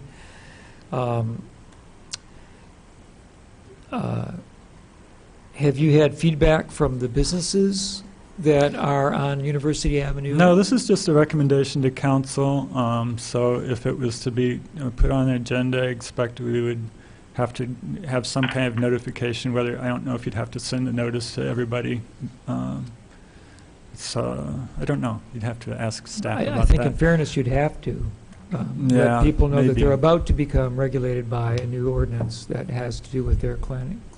Since so many of the businesses on University are automobile-oriented, driving in and out, it's sort of hard to know unless you're like next to the hospital and you are an employee of the hospital and you're crossing University Avenue to get to parking or something, that what you would need the sidewalks to be plowed with at every time that there was a. So, I mean, I think that there's things to think about that aspect of University Avenue. As far as timing goes, too, one option would be to, I think University is supposed to start next summer, but one option would be to implement most of it starting this fall, and just have an implementation date for the two corridors be a year later or something, and go ahead and pass it, but just have the implementation date be delayed for a year to give the chance for Green Street and University to be completed. Mayor Merlin? Point of information, at the last QOTS meeting, the DOT representative said they still hope to do bid letting for University this August. So then there's still work to be done before construction started, but I imagine it will be under construction. And that, my question is related to University. As far as I understand, they plan to put an extra wide, it's like a multi-use path along both sides of University Avenue. I think I remember 8 feet wide, which means it's a bike path, it's pedestrian, and it's really important for that to be cleared and accessible, because the point of this is to provide for pedestrian safety along University, so we're going to have to take that into account. That's after the two new developments go in, right? Well, they're kind of going to be simultaneous. Yeah. Yeah. And there's the construction and also the fixing University Avenue, period. That's what we're going on. talking about, yeah. So it's going to be a lot of construction the next couple of years in that corridor. But eventually, there will be, very nice pedestrian bike path along the whole length of it, which is going to improve safety tremendously and access. So we want to encourage people to use that to get to the downtown, to get to the businesses, and to be able to access, Broadway and campus and that sort of thing. Okay, Eric, do you have anything to contribute? No, I'm just mulling over the question about the private, the residential properties on Green Street, and thinking on the one hand this, but on the other hand that. So I have to probably think more until it comes to us at a more advanced stage. But except that I do. Go ahead. Except that I do think that Green Street is going to be increasingly important corridor, once it's redone, an increasingly important corridor between campus and downtown. So it probably is really important for it to be bikeable and walkable as well as drivable. Go ahead. Eric makes a very good point. It will be the main, and I've said this a million times, it will be the main connecting corridor between campus and the newly renovated hotel. So we want to make it exceedingly easy for people to stroll down Green Street any day of the year, back and forth to our downtown. So I guess I'm actually leaning towards including all of Green Street in this, all of that stretch of Green Street. But one piece of information we do need is actually what the city's experience has been in clearing sidewalks for owners who don't do it, and I haven't had that information yet. See what we're in for, and what our experience with cost recovery from the owners is.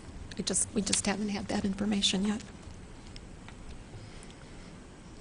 But I do appreciate BPAC's work on this, and a lot has changed since the first go-around on snow removal was passed, and it is time to for our maps and our practices to reflect the new development that has occurred.